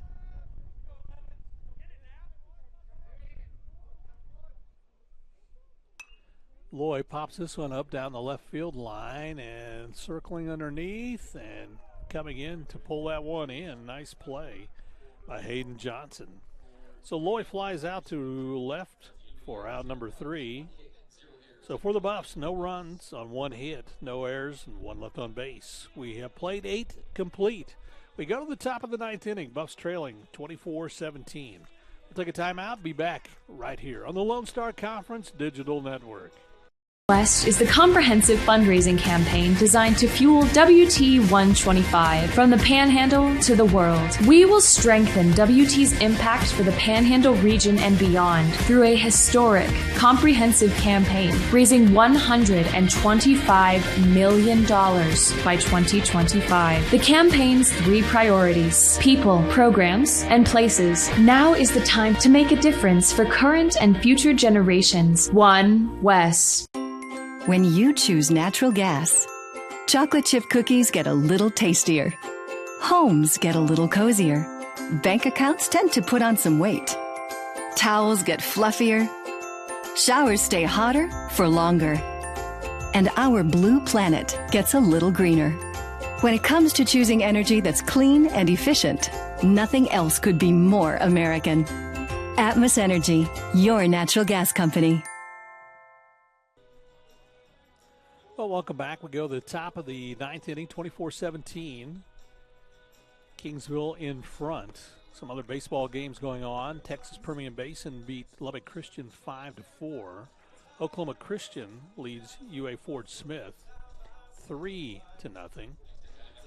And Eastern New Mexico, that, by the way, is in the second. Eastern New Mexico leads Texas A&M International 8-4.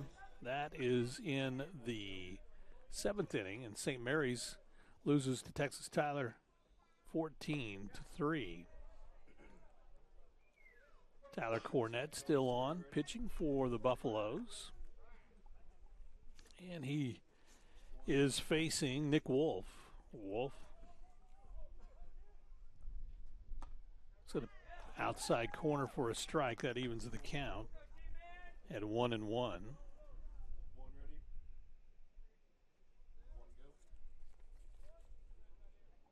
So the 1-1 pitch from Cornett. Outside just misses, try to go back to the same place. 2 balls and a strike to Wolf, who's batting .448. He is 3 for 5 at the plate today.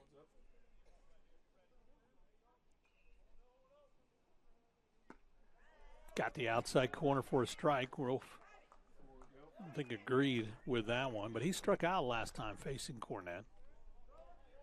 Tyler, who's pitched 1 in the 3rd inning so far. That pitch is low for a ball. So that runs the count full at 3-2 for Nick Wolf.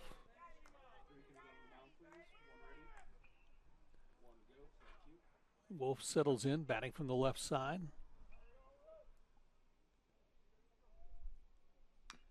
Fouls that one off at the plate. Keeps the count at 3-2. 24-17 here in the top of the 9th. Kingsville in front. A couple of times they had that 10-run lead or more, but the Buffs able to fight back and cut it to single digits.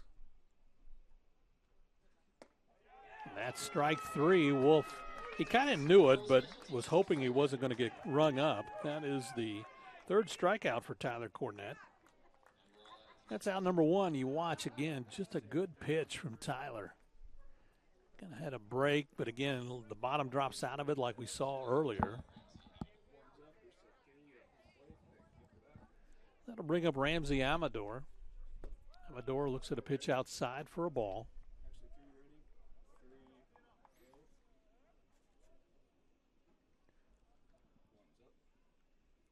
Cornett, the 6th pitcher used by the Buffs today. Driven to 3rd, Adam Becker on 1 hop. Throws it over to first base in time to get his counterpart. As Ramsey Amador's out 5-3 for out number 2. We'll bring up Stephen Bonus. And Bonus has had a good day at the plate. I have him 5 for 6. That's exactly what the official score has him as well. Driven in 3 runs today. He scored 4 runs. Got a double and a home run. Looks at a pitch outside for a ball. Bonus's average up to 467 right now. So he has warmed up nicely here in Canyon, Texas. Pitch is down low for a ball. So 2-0 the count on the designated hitter for the Javelinas.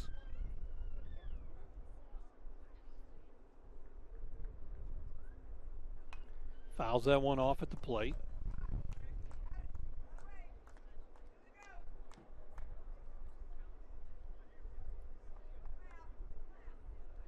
So 2-1 the count. Tyler Cornett, right-hander, ready to come home with it. Outside corner just misses. So 3 balls and a strike. Cornett, the senior from Shallow Water, done a nice job coming in. Both he and Justice Hayes have pitched well. That's going to be a shot right at Becker. Gloves it on one hop over to first. In time for the putout. Nice play by Adam Becker. Bang, bang. Got it over to Corey Schmidt. And Stephen Bonus is retired 5-3 for out number 3. No runs, no hits, no errors, nobody on base. We have played 8.5. We're going to the bottom of the 9th. Buffs trailing 24-17. We'll take this 1-minute timeout. Be back after this on the Lone Star Conference Digital Network. In life, things aren't scripted. If you're an athlete, we need people like you and translate those skills to officiating. You can get a lot out of it. It happens in every town, in every game. We never have a perfect game, but the rewards always outweigh the negativities.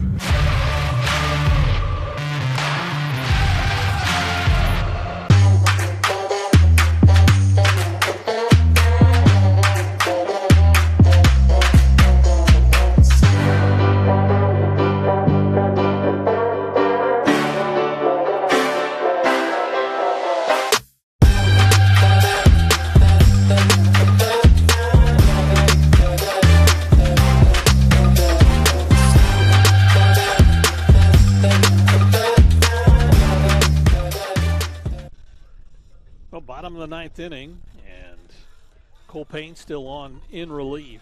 He's the 4th pitcher used by the Javelinas, and Ryan Johnson will get things going for the Buffs. Ryan is 1 for 4, but that last at bat was a single, and it got hit right on the head. He's going to shake that off and head down to first base. So Ryan Johnson hit by a pitch as he tried to duck out of the way, and that one, hit his shoulder and then came up and hit his head first. The 3rd batter hit by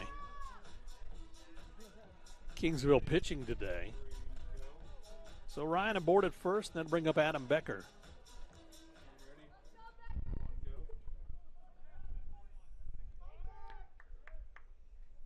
Pitch is inside for a ball, so Cole Payne not afraid to come inside, obviously.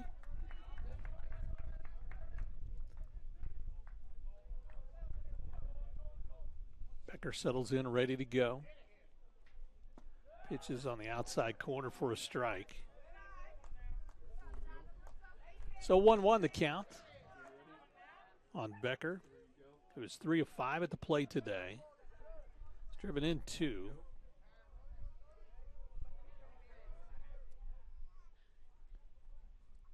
Inside again, so they're not going to let him look at anything. Runs the count to 2-1. So that's kind of what Cole Payne with the first 3 batters, probably Johnson, Becker, and Fenning, pitch inside on the right-handed batters. That's driven down the third base line. That's fair. And rounding second and heading toward third is Ryan Johnson. They're going to hold him up there. And so a stand-up double for Adam Becker, his second in a row. And so runners at second and third, just watch this wrap, boom, right down the third base line. That goes down the field out into left. And that'll bring up Will Fenning. What's interesting about this inning, too, is that Matt Vandenberg's over at first base, coaching, usually in the dugout, but he's over at first base for this one. Coach Hall, of course, in the third base coach's box. Fenning looks at a pitch outside for ball one. 24-17. Buffs here in the bottom of the ninth, trying to rally back. That's inside for ball two. Fenning, who had a nice day at the plate last night in game two. He's 2 for 5 today, batting .364.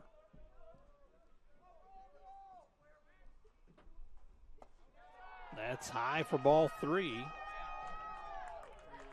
Again, I think the message to Cole Payne was pitch everything inside on these first three batters you face. All right-handers. Payne a right-hander. And that's inside for ball four. So that loads the bases for Evan Leibel. Next at the plate, number 20, Evan Leibel. Nick Wolf will slowly walk out to the pitching mound. They're trying to position defensively. What they want the outfield to do is head coach Gonzalez comes out to talk to Cole Payne. They don't want to go to the bullpen. They have nobody in the bullpen right now, and so they don't want to get any deeper. And again, that's what Matt Vandenberg talked about, was getting a little deeper in their bullpen. Now they've got some guys going down to start warming up. Evan Leibel, who is 2 for 5 today, does have a double. Bases are full of Buffs. The bottom of the ninth inning. So Ryan Johnson hit by a pitch over at third base. Adam Becker with a double at second. And Will Fenning with that walk over at first. Now the umpires get together. This is interesting. I think Jason Gonzalez asked a question, and so they're going to get together. Again, Matt Vandenberg down at first base, so he's right there by the Kingsville bench. Not sure what the questions are here.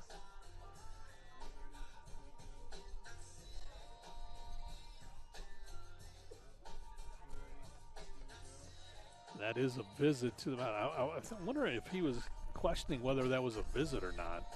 Not sure why. Everybody gathered around Payne. So that is a visit. Plus, he also gave his bullpen extra time to start heating up.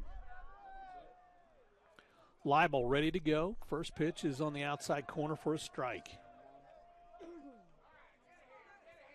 Evan settles in, batting .364. 750 though, with the runners in scoring position. Sends this one right back to Payne, who comes home with it, but it's a bad throw, and a run comes home. Now making 2 runs come home for the Buffaloes as they get 2 more. That was hit right back to Payne, who threw it to Nick Wolf, and he just mishandled it. I would say more of a pass ball as 2 runs come home for the Buffs. It looked like they were going to get a force out. Watch the replay here. Hit right back to Payne. Handles it nicely, then comes home with it. And really, it was just to the outside, to the first base side of the plate. I think that's what kind of caught, or, you know, kind of handcuffed Wolf on that throw. But nevertheless, still easy to control. Runners at first and third for the Buffs. Now 24-19. They trail by 5. Swinging is the pitch hitter, Kason Haygood. Haygood is hitting for Eddie Savoy.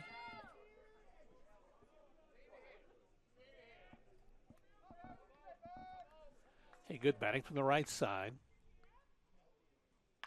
Sends this one down to third base. That is a fair ball. Oh, they're calling it a foul ball. It was, I think, off of Haygood's foot, actually. Yeah, he's walking around like that was off his foot. So, foul ball called. Runs the count to 0-2 on Haygood.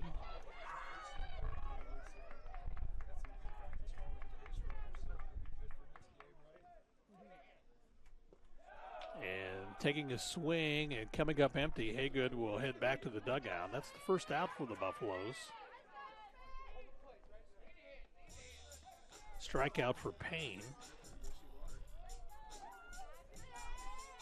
And that'll bring up Corey Schmidt.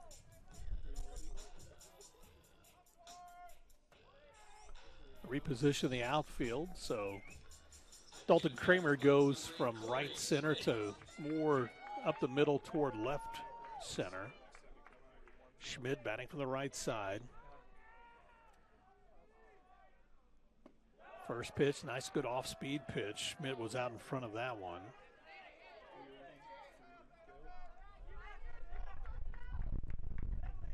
Down in the count, 0-1. Schmidt batting .346. He's 3 for 4 at the plate today. Outside for a ball. I think that's probably the message from the coaching staff with Matt Payne, or Cole Payne, excuse me. He pitched the other day. So make him throw some pitches. Don't help him out any. Payne outside, corner for a strike. Ooh, the home fans didn't like that one. Corey Schmidt down in the count, 1-2. Runner at first base, Evan Leibel. That's going to be a slow roller hit foul. Runner at third base is Will Fenning. One out here in the bottom of the ninth. Buffs trail 24-19. 10 pitchers have been used in this ball game today. Hit towards third, gobbled up. Here's a throw on to second. And Leibel takes out the second baseman. So one more run comes home for the Buffs. So Leibel is retired. 5-4 for out number 2. Corey Schmidt gets a board on a fielder's choice. He's over at first base. And that'll bring up Mike Manetta. Manetta batting from the left side, facing Cole, and drives this one to the second baseman, and he gets it off to first base, and that's going to be the out. And that's the ball game as Manetta is retired 4-3. So for the Buffaloes, they're able to get 3 runs in that inning on 2 hits. No errors in the inning, and 1 left on base. And the final, the Buffs fall by a final of 24-20 in this one, as Kingsville improves to 3-5 on the year. The Buffs fall to 5-3, and so.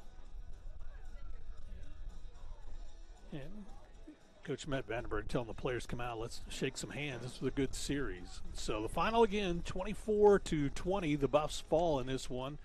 An offensive deluge by both teams. We'll take a timeout. We'll do so, and we'll head down to the field and have a quick conversation with Matt Vandenberg. But first, this break on the Lone Star Conference Digital Network.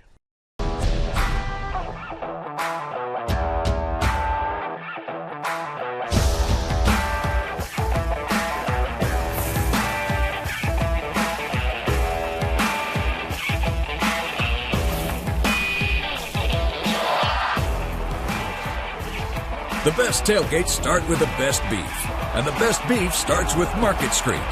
Market Street, where we do beef the best.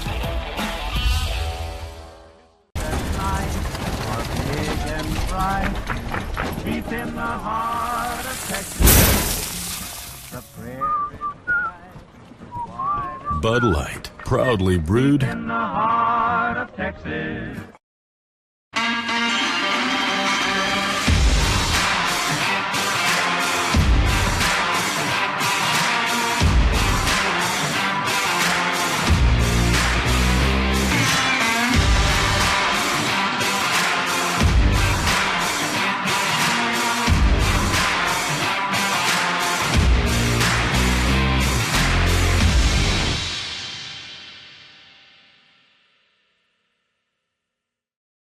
Since 1910, WT and the Department of Agricultural Sciences has provided high-quality education to the students of the Panhandle and beyond.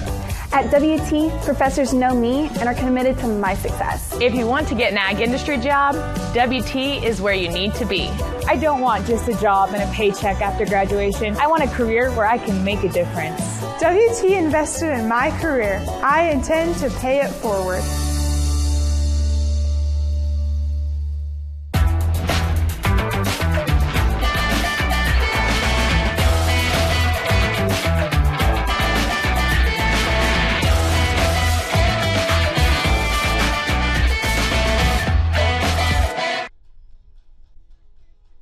For 90 years, the Lone Star Conference has been committed to excellence. What began in 1931 as a 5-team conference has grown to 18 institutions spanning 4 states. And while membership has changed, the pursuit of athletic success and academic excellence has never wavered. 119 national championships, over 2,000 All-Americans, and nearly 300 academic All-Americans. Celebrating 90 years of success, this is the Lone Star Conference.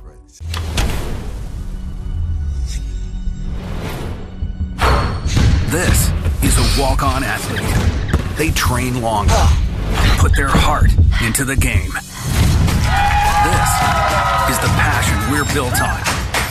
It's why we put our heart into creating game day with a taste of Louisiana. Walk-ons, we live for this. Well, welcome back to Wilder Park. For the big game today, if you would have guessed the score to be 24-20, you would have thought probably for the Super Bowl. But today here at Wilder Park, a lot of offense in this one. 10 pitchers used in this game. That was the concern you talked about last night, was not just getting into their bullpen, but not getting into yours as well. Yeah, I mean, obviously, we're not very good right now on the mound. And, I thought we competed all day. Listen, you got to tip your cap to them on a tough day. Obviously, we put up 20 runs against them, and they made some really good plays defensively. I'm not even going to say anything about us on the mound, but them defensively, they made probably 5 or 6 plays. And on a day like today, when the wind's blowing like this and it's dry air and the ball's traveling, you've got to make plays defensively. And we didn't make any of the plays defensively and made some errors, some costly errors. We let some balls drop in the outfield as well and stuff, and you just can't do that. And that's what we talked about before the game. If we knew it was going to be a high-scoring game, I thought 20 would probably win it today, to be honest. But we just can't give those extra outs on days like today. Talk a little bit about that. I know you guys will talk about that in practice as you get ready to go on the road, too, as well. I think in this series, the errors really have kind of hurt you against Kingsville because you had 2 on Friday, 2 on Saturday's first game, and then, of course, that one today. You don't think that in the first inning where there's an error, but it leads to another run, which was a 2-run home run.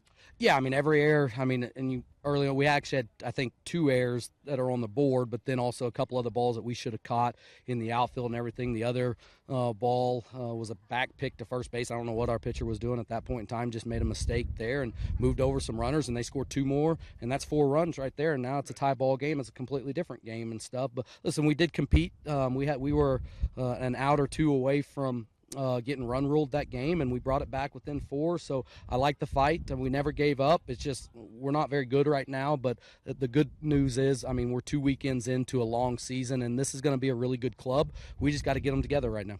That's a big key, is getting everybody on the same page. The other thing, too, is you're going to get on the road. Tell me a little bit on road trips, too. Heading to St. Edwards, and actually for the rest of the month you'll be on the road before you get to come back home. So do you use that too as kind of a bonding and get everybody together a little bit? Obviously we talk about every road trip's a business trip, and we're there for a reason. And maybe this will be a team that we're better on the road. Hopefully. I mean, obviously we started off last weekend 4-0 on the road and everything, and it's crucial to win on the road in this league. I mean, obviously Kingsville came up here and took 3 out of 4 from us. And listen, we got a really tough club that we got to go face next weekend with St. Edwards. I mean, St. Edwards literally just swept the team that we just got taken 3 out of 4 from. So we got to get her locked in. I think we'll come out as a different team next week, and you always find out what team you have when adversity strikes, and we're going to find it out in a hurry. The Buffs lose this one 24-20. Matt, thanks for joining us on the post-game show, and we'll see you the next time we're here in town. Absolutely. Appreciate you having me. Thank you. Matt Vandenberg joining us on the post-game show. The Buffs fall in this one 24-20. For WT, they're 5-3 on the season, as Coach was talking about getting ready to hit the road as they will take on St. Edwards for a 4-game set. Then they will travel to take on Montana State Billings and Colorado State Pueblo. That'll be 2 games at the end of the month. They'll play up in Colorado. And so, again, on the road until they get to come back here in March will be for their next home game. But the Buffs take 1 of 4 in this series with Kingsville, and we'll see what happens next time. Big thanks to the Thunder Vision crew for giving us great pictures throughout today. Appreciate all that they have done. And that'll do it here from Wilder Park. The Buffs fall 24-20. I'm Bryce Sheets. Until the next time on the Lone Star Conference Digital Network.